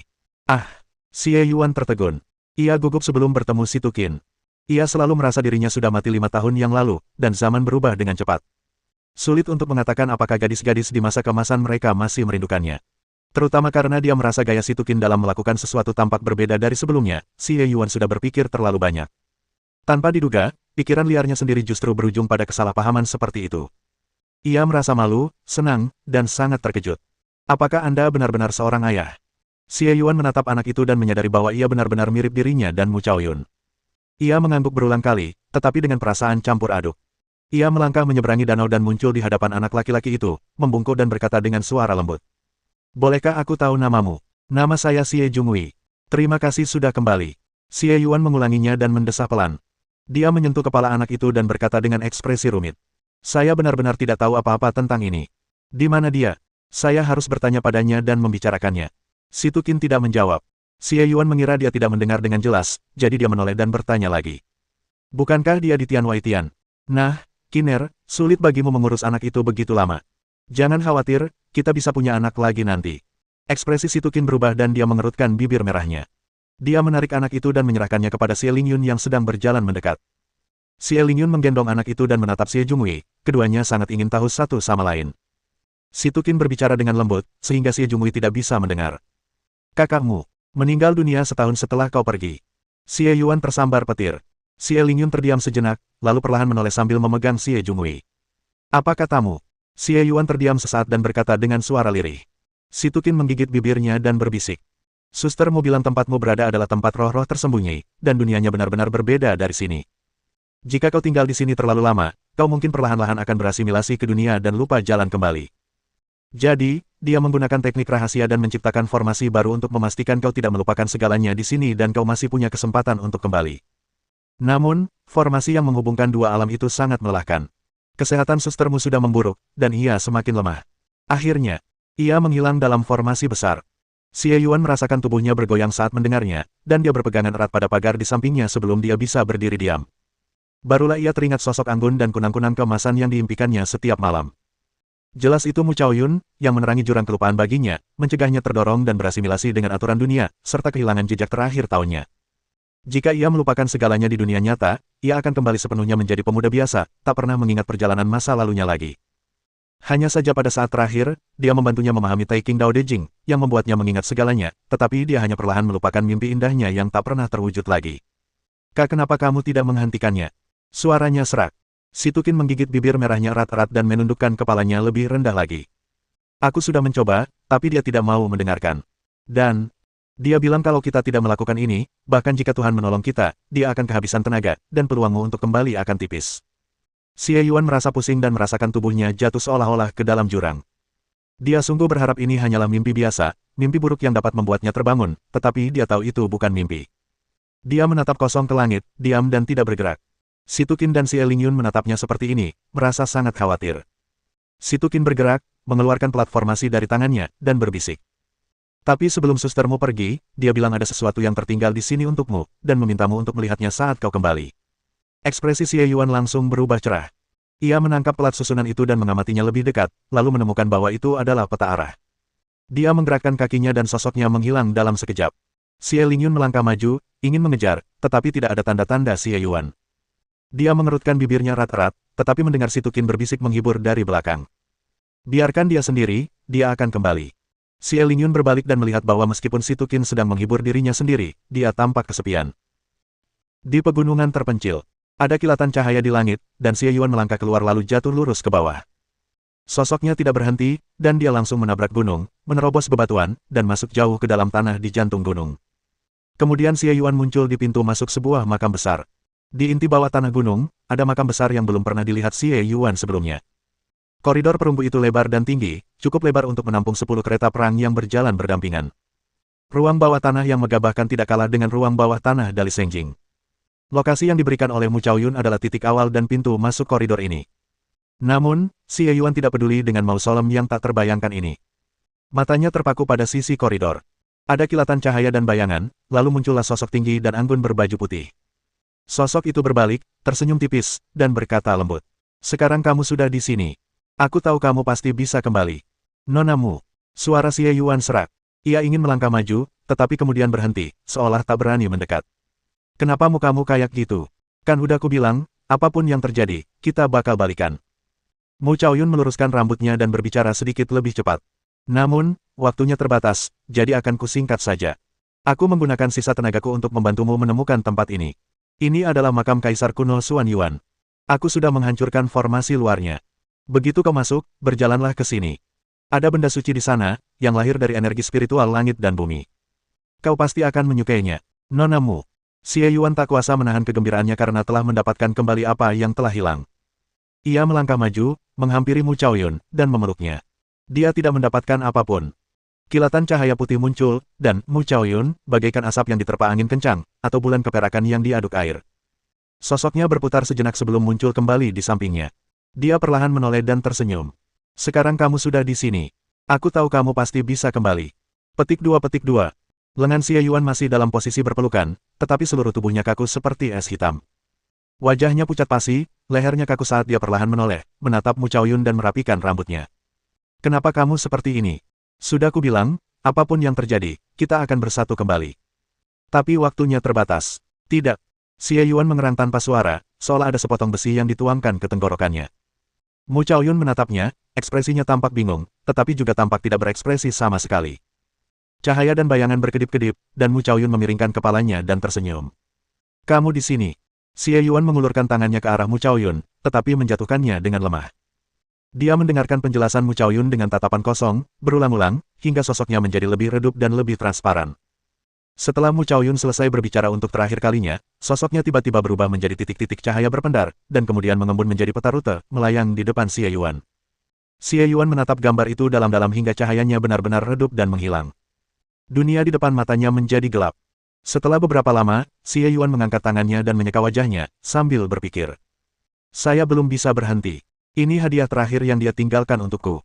Pertama, lakukan apa yang dia katakan. Xie Yuan menutup matanya untuk menyembunyikan kesedihannya yang tak berujung, lalu membukanya lagi dan berjalan menuju ke dalaman koridor. Tidak diketahui apakah energi spiritual mausolem telah habis, atau apakah Mu Chaoyun telah membuka jalan bagi Xie Yuan. Dengan peta di tangan, Xie Yuan menavigasi mausolem kaisar manusia dengan mudah. Dia mengikuti petunjuk tersebut dan segera mencapai pavilion senjata jauh di dalam mausolem, di mana dia melihat seluruh ruangan penuh dengan artefak dewa. Ke-18 jenis senjata tersedia. Bahkan senjata berbentuk aneh pun tidak jarang ditemukan. Namun, di tengah-tengah seluruh ruang itu terdapat sebuah kapak raksasa yang setengah terbenam di panggung tengah. Kapak ini lahir di awal mula alam semesta, membelah energi jernih dan keruh, memisahkan yin dan yang. Xie Yuan melirik tulisan di bawah panggung dan tetap menutup mulutnya. Aku yakin aku akan menyukainya. Bagaimana mungkin ini yang aku inginkan? Dia tampak muram saat dia perlahan melangkah ke panggung dan meletakkan tangannya di gagang kapak. Pada saat itu, Tai King Dao De Jing di benaknya tiba-tiba berputar dengan cepat, melompat ke halaman pertama. Di sana, kata-kata Chop Wood berkelebat terus-menerus. Xie Yuan terhanyut, dan langsung melihat banyak adegan. Dari menjadi penebang kayu di pegunungan, hingga menjadi pahlawan terkenal di pedesaan. Dari bergabung dengan tentara untuk memperjuangkan negara, hingga mengumpulkan banyak jasa. Setelah itu, kapaknya menjadi semakin kuat, dan pengalamannya menjadi semakin misterius, hingga ia dapat membelah gunung dan membelah lautan. Dia tampaknya telah melihat kehidupan banyak sekali prajurit yang menggunakan kapak dan banyak sekali keterampilan menggunakan kapak yang hebat dan tak terlukiskan, dan tampak seolah-olah mereka semua adalah satu orang dan satu kapak. Pada akhirnya, semua bayangan pemotongan yang tak terhitung jumlahnya itu bergerak ke hulu, menjadi lebih sederhana, lebih padat, dan lebih tunggal. Hingga akhirnya, hanya tersisa satu orang, satu kapak, dan suasana gelap dan kacau. Xie Yuan membuka matanya dan menemukan kapak emas hitam kuno telah ditarik keluar dan berada di tangannya. Dia meninggalkan makam itu. Setelah kembali ke pintu masuk koridor dan berdiri di sana, Xie Yuan akhirnya menatap tajam ke sisi koridor untuk waktu yang lama, lalu pergi. Tiba di bawah langit biru, Xie Yuan mendongak dan bergumam. Ini hampir berakhir. Tapi sebelum itu, dia menundukkan kepalanya, lalu sosoknya melintas dan menghilang dari tempatnya. Padang rumput. Xie Yuan muncul di hadapan kabut yang tak berujung. Ia melihat sekeliling dan hendak masuk lebih dalam ke negeri berkabut itu ketika tiba-tiba ia merasa kepala dan matanya menggelap. Dia perlahan mengangkat kepalanya dan melihat bayangan besar berbentuk naga muncul di kabut, membentang ribuan mil dan menghalangi langit dan matahari. Dua lampu kuning besar, sebesar gerbang kota, tiba-tiba menyala. Kepala naga besar perlahan muncul dari kabut. Manusia, ini bukan negara yang seharusnya kau datangi. Sebuah suara tua terdengar. Xie Yuan menatap naga tua itu dan berkata dengan tenang. Dunia manusia bukanlah tempat bagi monster untuk datang. Jika kau cabut cakarmu, aku akan pergi. Ketika naga tua itu mendengar kata monster, napasnya bergerak, dan badai pun segera muncul disertai guntur dan kilat. Dunia ini awalnya milik semua makhluk hidup. Kalian manusia, kalian begitu sombong sampai-sampai mengusir kami semua sampai hari ini. Sudah waktunya untuk kembali. Xie Yuan berdiri tak bergerak menghadapi kencangnya angin yang dapat menerbangkan sebuah kota. Dia mengulurkan tangannya dan mengambil kapak dari udara. Jadi, kamu tidak akan mundur. Ketika naga tua itu melihat kapak, dua lampu kuning besar itu tiba-tiba menyusut. Namun, yang terdengar hanya raungannya, dan suaranya terdengar hingga ribuan mil jauhnya. Bangsa iblis sumber kabut telah menunggu selama 10.000 tahun. Kami hanya akan maju dan tidak akan pernah mundur. Melihat naga raksasa itu menukik turun dari atas, Xie Yuan mengambil kapaknya dan alih-alih mundur, ia malah maju untuk menghadapinya. Di tengah kabut yang tak berujung, bayangan naga dan sosok manusia bertarung bersama, lalu cahaya terang yang tak terhitung jumlahnya meledak. Hingga terdengar suara mendesis dan raungan naga yang menggelegar, bayangan itu pun terbagi menjadi 3 bagian. Seorang pria, tubuh naga, dan kepala naga perlahan terpisah dari tubuh naga dalam kabut. Di tengah kabut, monster-monster besar yang tak terhitung jumlahnya gemetar, berjongkok di tanah, dan menyaksikan sosok itu pergi, tidak berani bergerak. Jiangsu, Fengdu. Fengdu awalnya hanyalah daerah biasa. Sejak zaman kuno, terdapat beberapa legenda hantu dan dewa, serta kisah-kisah spiritualisme, tetapi selain itu, tidak ada yang aneh.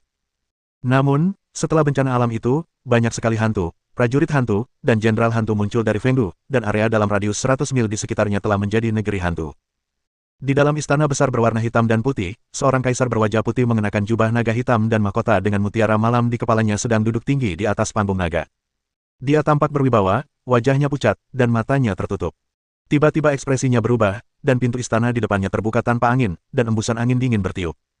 Seorang pemuda sudah berdiri di dasar tangga. Wajah kaisar sedikit muram.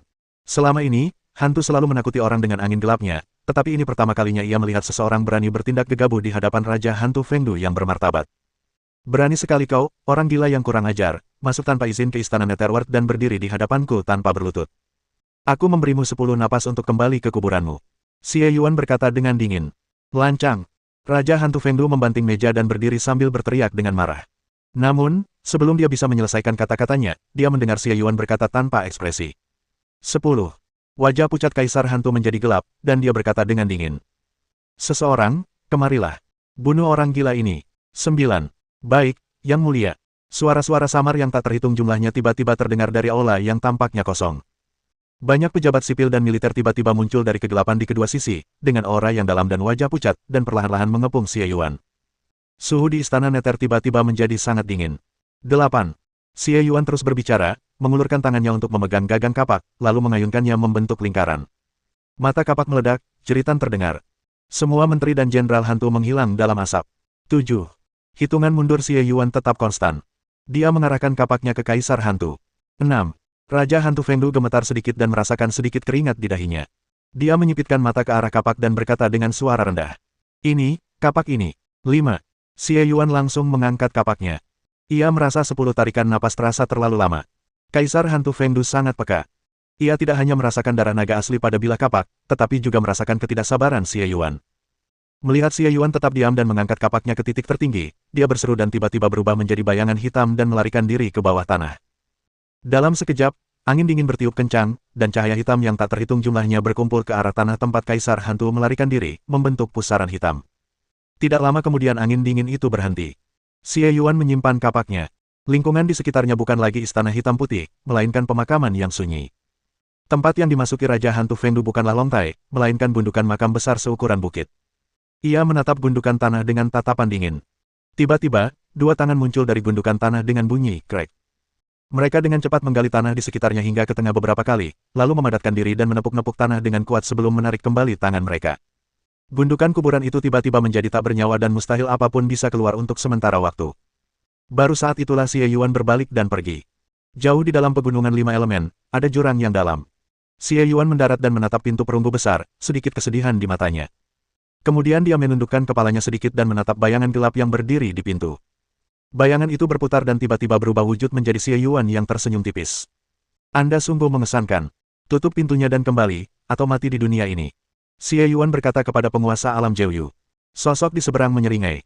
Sepertinya Anda siap mengambil tindakan terhadap orang itu. Dia menunjuk jarinya ke atas. Tapi apakah kamu yakin? Mata, Xie Yuan, sepertinya bisa melihat menembus hati orang-orang. Kau bahkan tak berani menyerang Kaisar Hantu dan aku secara langsung. Apa kau murah hati? Atau, kau tak berani? Membunuh hantu itu mudah, membunuhmu juga tidak sulit. Xie Yuan berkata dengan dingin dan mencabut kapaknya. Xie Yuan mengangkat tangannya, tampak berlebihan. Kenapa kau begitu marah? Aku tahu kau punya caranya. Tapi yang harus kau hadapi adalah orang di atas sana. Sekalipun kau orang yang telah mengubah dunia selama puluhan ribu tahun, orang yang ditakdirkan membawa bencana dari luar angkasa, orang di atas sana adalah satu-satunya di dunia ini. Kalau kau pergi ke atas sana, siapa yang bisa berbuat apa-apa padamu? Hasilnya akan ditentukan secara alami, jadi kenapa khawatir? Kalau aku menang, kau tetap di alam baka. Kalau aku kalah, aku tidak berhak ikut campur dalam urusanmu. Tapi sampai aku mati, kau tidak boleh meninggalkan tempat ini lagi. Xie Yuan tidak terpengaruh oleh provokasi dan hasutan halus dari penguasa alam Jiuyu, dan hanya berkata di akhir. Xie Yuan tersenyum tipis, mengangkat tangannya, dan perlahan mundur ke celah pintu. Kalau begitu aku akan menunggu kabar baikmu. Dia menurunkan tangannya, dan pintu perunggu itu terbanting menutup. Xie Yuan menatap gerbang dengan tatapan dalam, lalu sosoknya menghilang. Di luar angkasa, istana Pangeran Pinky. Begitu Xie Yuan kembali, Si Tukin dan Xie Lingyun datang menyambutnya dengan gugup. Ekspresi Xie Yuan sudah tenang. Ia meraih tangan Si Tukin dan menggenggamnya erat. Kamu telah bekerja keras. Mata Si Tukin tiba-tiba memerah dan dia menggelengkan kepalanya berulang kali. Aku tidak sedih. Aku tidak sedih saat melihatmu. Xie Yuan menghela napas. Kalau bisa, aku ingin sekali pensiun bersamamu. Tapi, sudah waktunya untuk pergi ke sana. Dia mengangkat kepalanya dan bisa melihat kebocoran di langit bahkan di langit yang melampaui langit, tetapi kebocoran di sini sedikit bengkok. Si Tukin mengangguk. Ayo pergi bersama. Xie Yuan tidak menghentikannya, tetapi menatap Xie Lingyun, hanya untuk melihatnya berkata dengan gugup. Aku akan segera mencapai level Grandmaster. Jangan tinggalkan aku. Xie Yuan tersenyum. Mana mungkin aku meninggalkanmu. Aku akan membawamu kemanapun aku pergi. Pergilah dan bersiaplah. Aku akan menuntunmu. Xie Lingyun langsung memperlihatkan senyum terkejut dan tak dapat menahan diri untuk melambaikan tinjunya.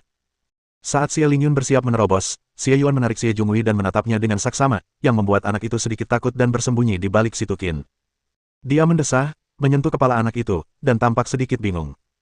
Kamu sudah tahu hal ini, jadi kamu tetap mempertahankan anak itu.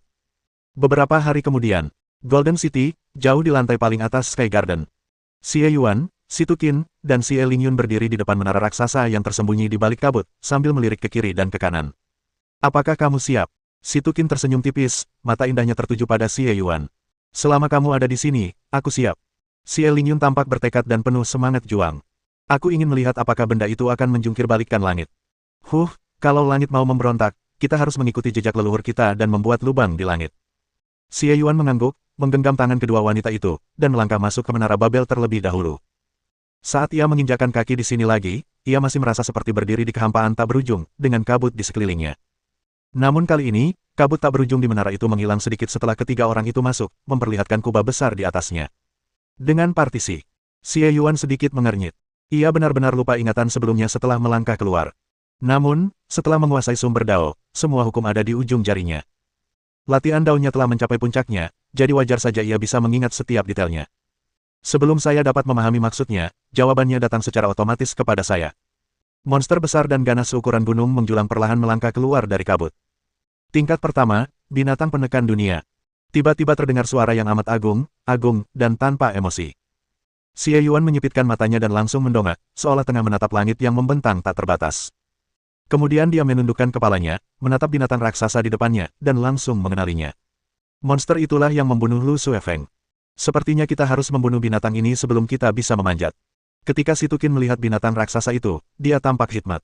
Bahkan jika kita hanya mempertimbangkan tekanan fisik, binatang raksasa ini jelas tidak sebanding dengan Grandmaster biasa. Xie Lingyun juga tampak serius dan bertanya dengan suara rendah. Kakak, bagaimana kita membuat rencana? Ia yakin dengan kekuatan mereka bertiga, mereka tidak akan berhenti di level pertama. Namun binatang ini nampaknya sulit untuk dihadapi, jadi kita perlu merencanakannya dengan hati-hati. Xie Yuan menatap binatang raksasa itu, menggelengkan kepalanya, dan mengeluarkan kapak Suanyuan. Dia mengatur aksi ini seolah-olah untuk bersenang-senang. Jika kita mengikuti aturannya, bukankah kita semua akan berada di atas panggung, menggoda dan berpose untuk hiburannya? Dengan begitu, kita tidak perlu mencarinya lagi. Karena kau di sini untuk menjungkir balikan langit, maka jangan ikuti jalan yang telah dia tandai. Aku punya jalanku sendiri. Setelah Xie Yuan selesai berbicara, dia mengambil kapaknya dan melangkah maju. Surga ke-33. Puluhan tokoh dengan aura kuat berkumpul di sini. Seorang pendeta Tao tua berjubah ungu, seorang biksu tinggi memegang tongkat, seorang pendekar pedang dengan aura yang mengesankan, seorang cendekiawan yang mulia dan elegan. Sebagian besar master dalam peringkat Tianlong ada di sini. Berkat bimbingan Jade Void Master dan Divine Mongziling, kami akhirnya sampai di sini. Xie Yi membungkuk. Di sisi lain, Li Xingtuo juga mengangguk dan berkata, untungnya, kedua master sudah punya rencana sebelumnya, menyatukan semua orang. Dengan bekerja sama, kita telah menembus berbagai rintangan di Thief Heaven. Hanya level terakhir ini yang tersisa. Semua orang mengalihkan pandangan mereka ke tengah lantai ini. Di sana berdiri sesosok tubuh tinggi yang auranya menakutkan bahkan bagi mereka, berdiri di sana dengan tenang. Mereka paham bahwa ini mungkin. Perwujudan jalan surga. Seorang Grandmaster berkata dengan sungguh-sungguh. Saya belum pernah melihat momentum seperti ini sebelumnya. Ya, 32 lantai pertama tampak lebih kecil dibandingkan lantai ini. Saya khawatir saya harus merepotkan Tuan Yu Jing lagi. Beberapa guru besar memandang pendeta Tao lainnya dengan kekaguman dan bahkan rasa hormat. Jade tenang.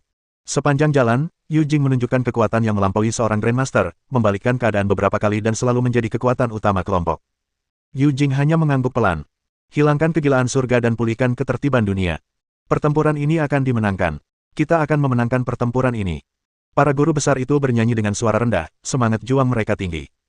Tiba-tiba mereka merasakan seperti ada kejutan di sini. Hati mereka tergerak, dan seseorang berkata dengan terkejut. Apakah ada orang baru yang datang? Saya ingin tahu, orang saleh ini berasal dari keluarga yang mana? Dengan tambahan darah segar, moral setiap orang secara alami akan lebih tinggi. Selama 5 tahun terakhir, beberapa Grandmaster baru telah memasuki tempat ini, tetapi beberapa juga telah gugur dalam pertempuran, jadi selalu hanya ada selusin Grandmaster di sini. Seorang guru besar memutar jenggotnya dan berkata, kalau begitu, mari kita tunggu sedikit lebih lama dan tugaskan orang lain untuk mengambil alih.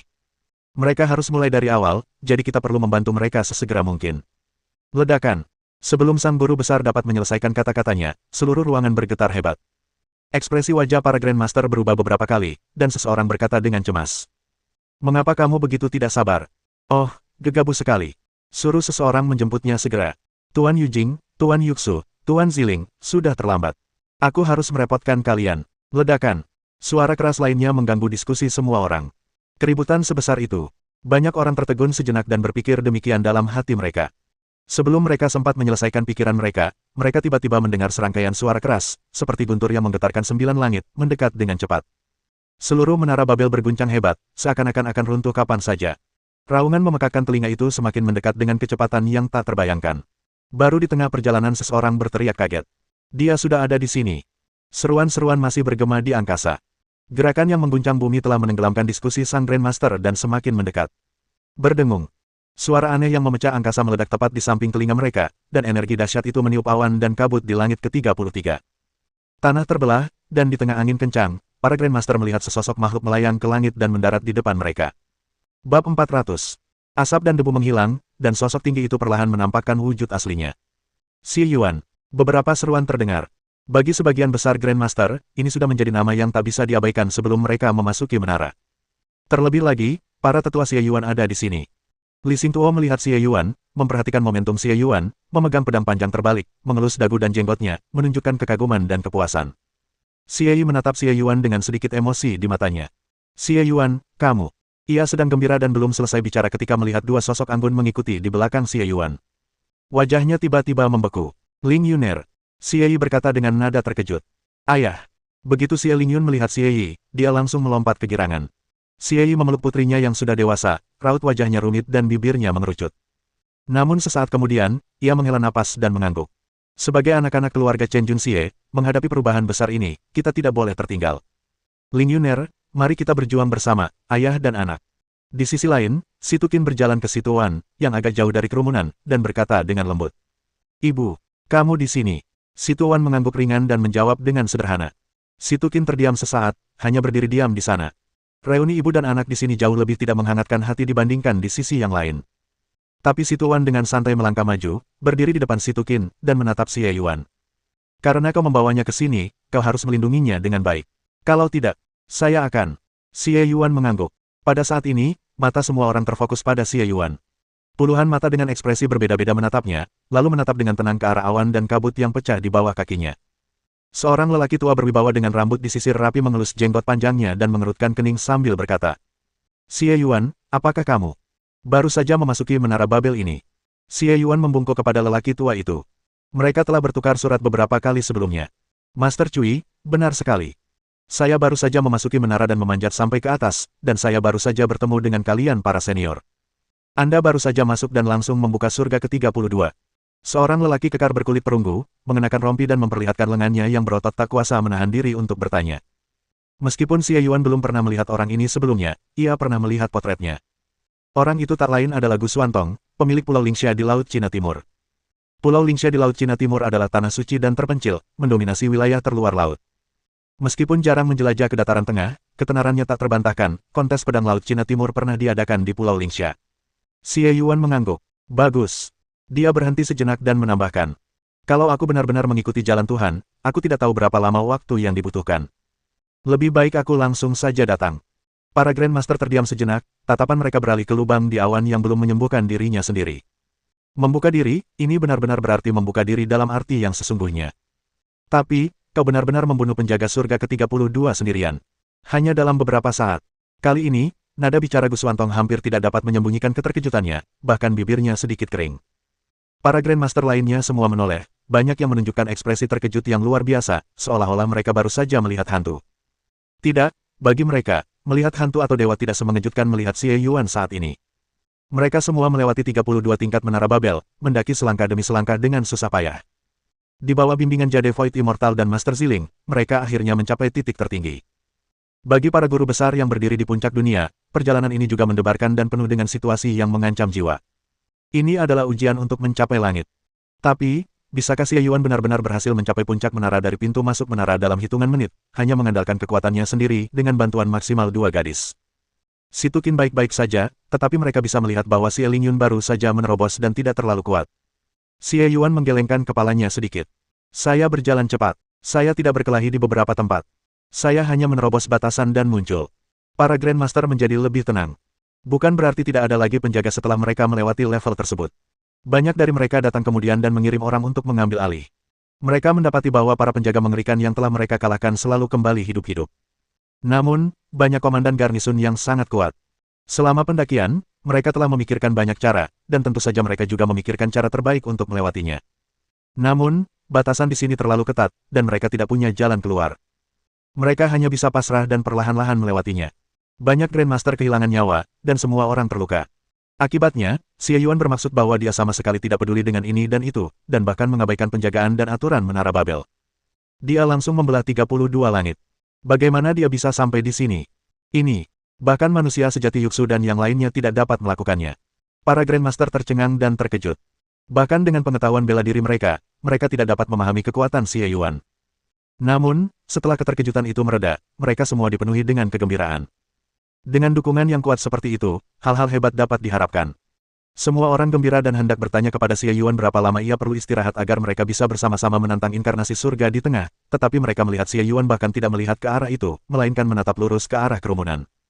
Mereka mengikuti pandangannya dan mendapati Xie Yuan sedang menatap guru Yu Jing yang berdiri tepat di depan orang banyak. Suasananya tiba-tiba menjadi sedikit berat. Yu Jing menatap Xie Yuan, menyembunyikan keterkejutan di ekspresinya, lalu menatap Tuan Yuxu dan berkata perlahan. Kakak, jadi menurutmu dia jawabannya? Di antara orang-orang yang hadir, hanya Jade Void Immortal dan Master Ziling yang tetap tidak terkejut. Ia menghela napas dalam-dalam, raut wajahnya dipenuhi kesedihan. Adik kecil, sudah lama kukatakan padamu bahwa kau telah mengambil jalan yang salah, tetapi kau menolak untuk mendengarkan. Yu Jing jarang menunjukkan kemarahan.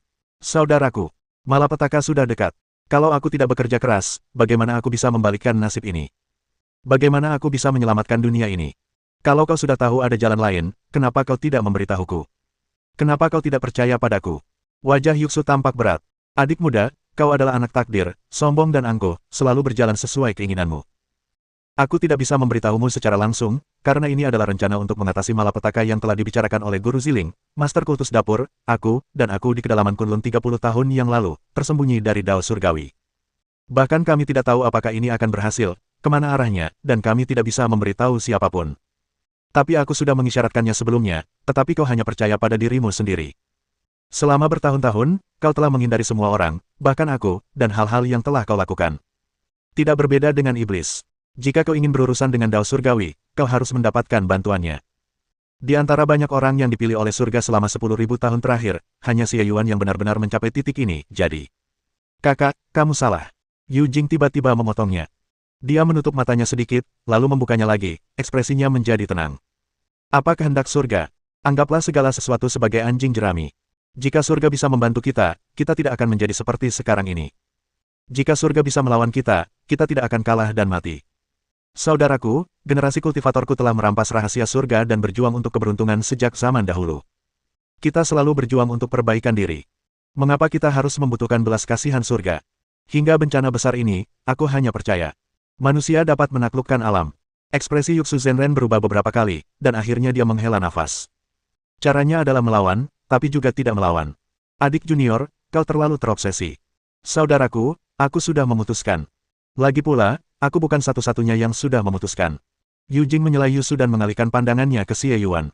Sejak Xie Yuan mencapai surga ke-33, matanya tidak pernah lepas dari Yu Jing. Pada saat ini, tatapannya serius. Ia membungkuk kepada Master Jade Void di sampingnya dari kejauhan, lalu menatap Yu Jing.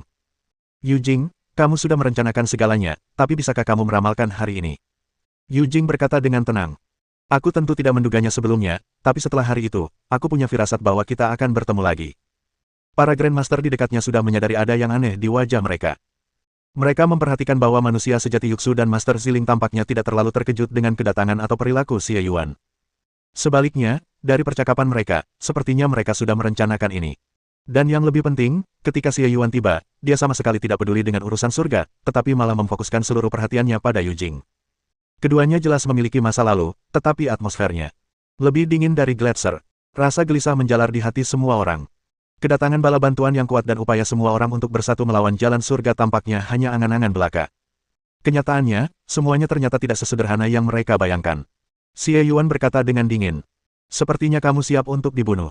Tangannya gemetar, dan kapak hitam kuno itu ada di tangannya. Aura yang berat, agung, dan menindas langsung memenuhi hati semua orang. Para Grandmaster semuanya menatap kapak Xuanyuan di tangan Xie Yuan dengan ekspresi terkejut. Yu Jing hanya melihatnya dan berkata dengan tenang. Sudah jelas siapa yang akan menang. Ini takdir.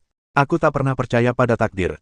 Ia melambaikan lengan jubahnya dan membentuk segel dengan kedua tangannya di depan dada. Dalam sekejap, area seluas 3 meter di sekitarnya tak lagi terkekang oleh aura kapak Xuanyuan. Melihat situasi di antara keduanya mulai tak terkendali, semua Grandmaster tampak berubah.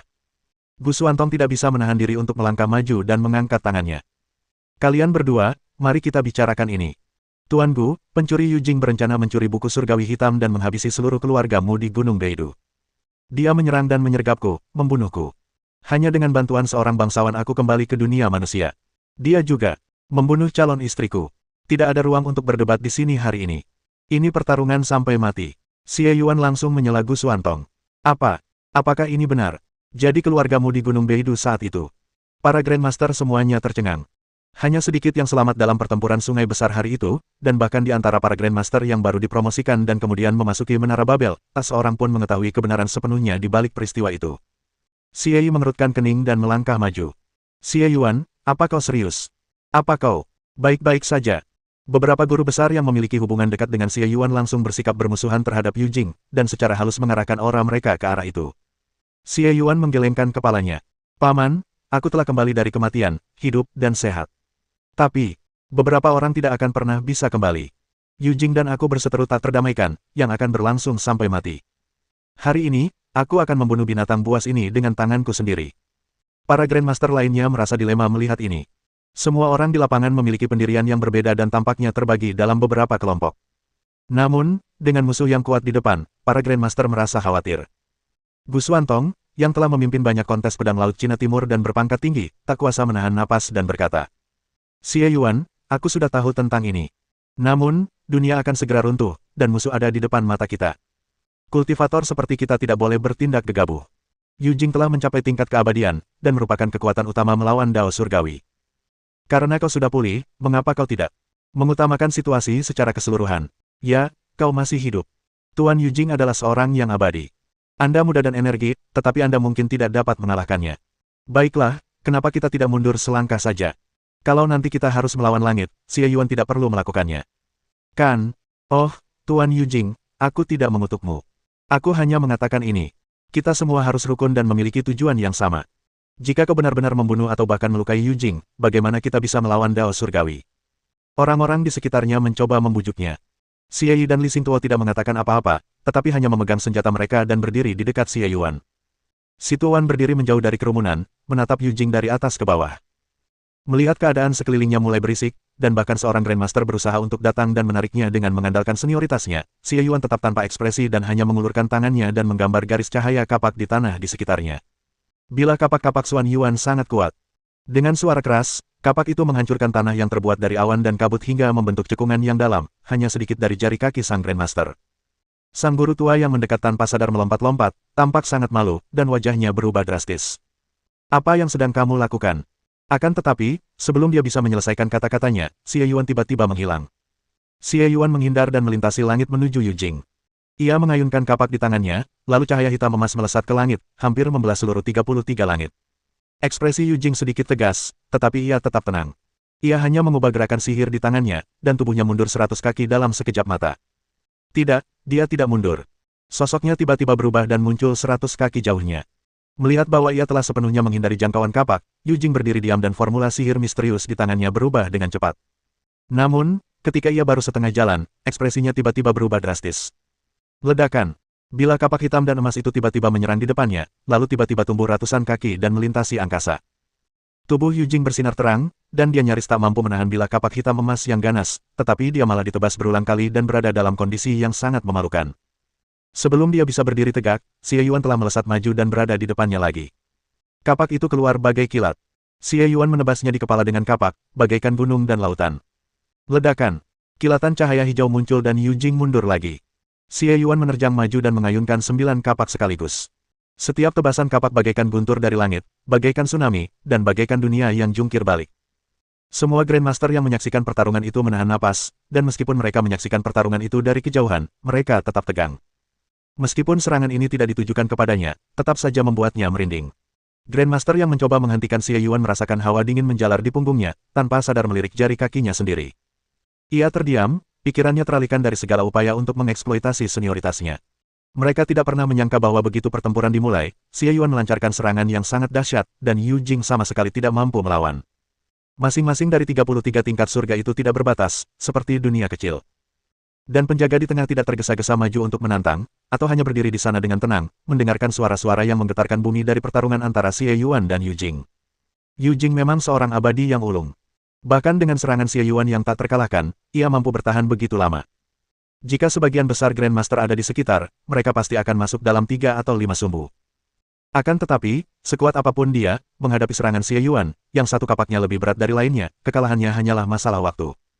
Setelah menerima beberapa kapak lagi dan mundur puluhan mil, Yu Jing menghadap Xie Yuan, tiba-tiba berhenti membuat gerakan tangan, dan mengulurkan tangannya untuk memblokir kapak Xie Yuan. Xie Yuan melihat transformasinya dan tidak tahu apa yang sedang direncanakannya.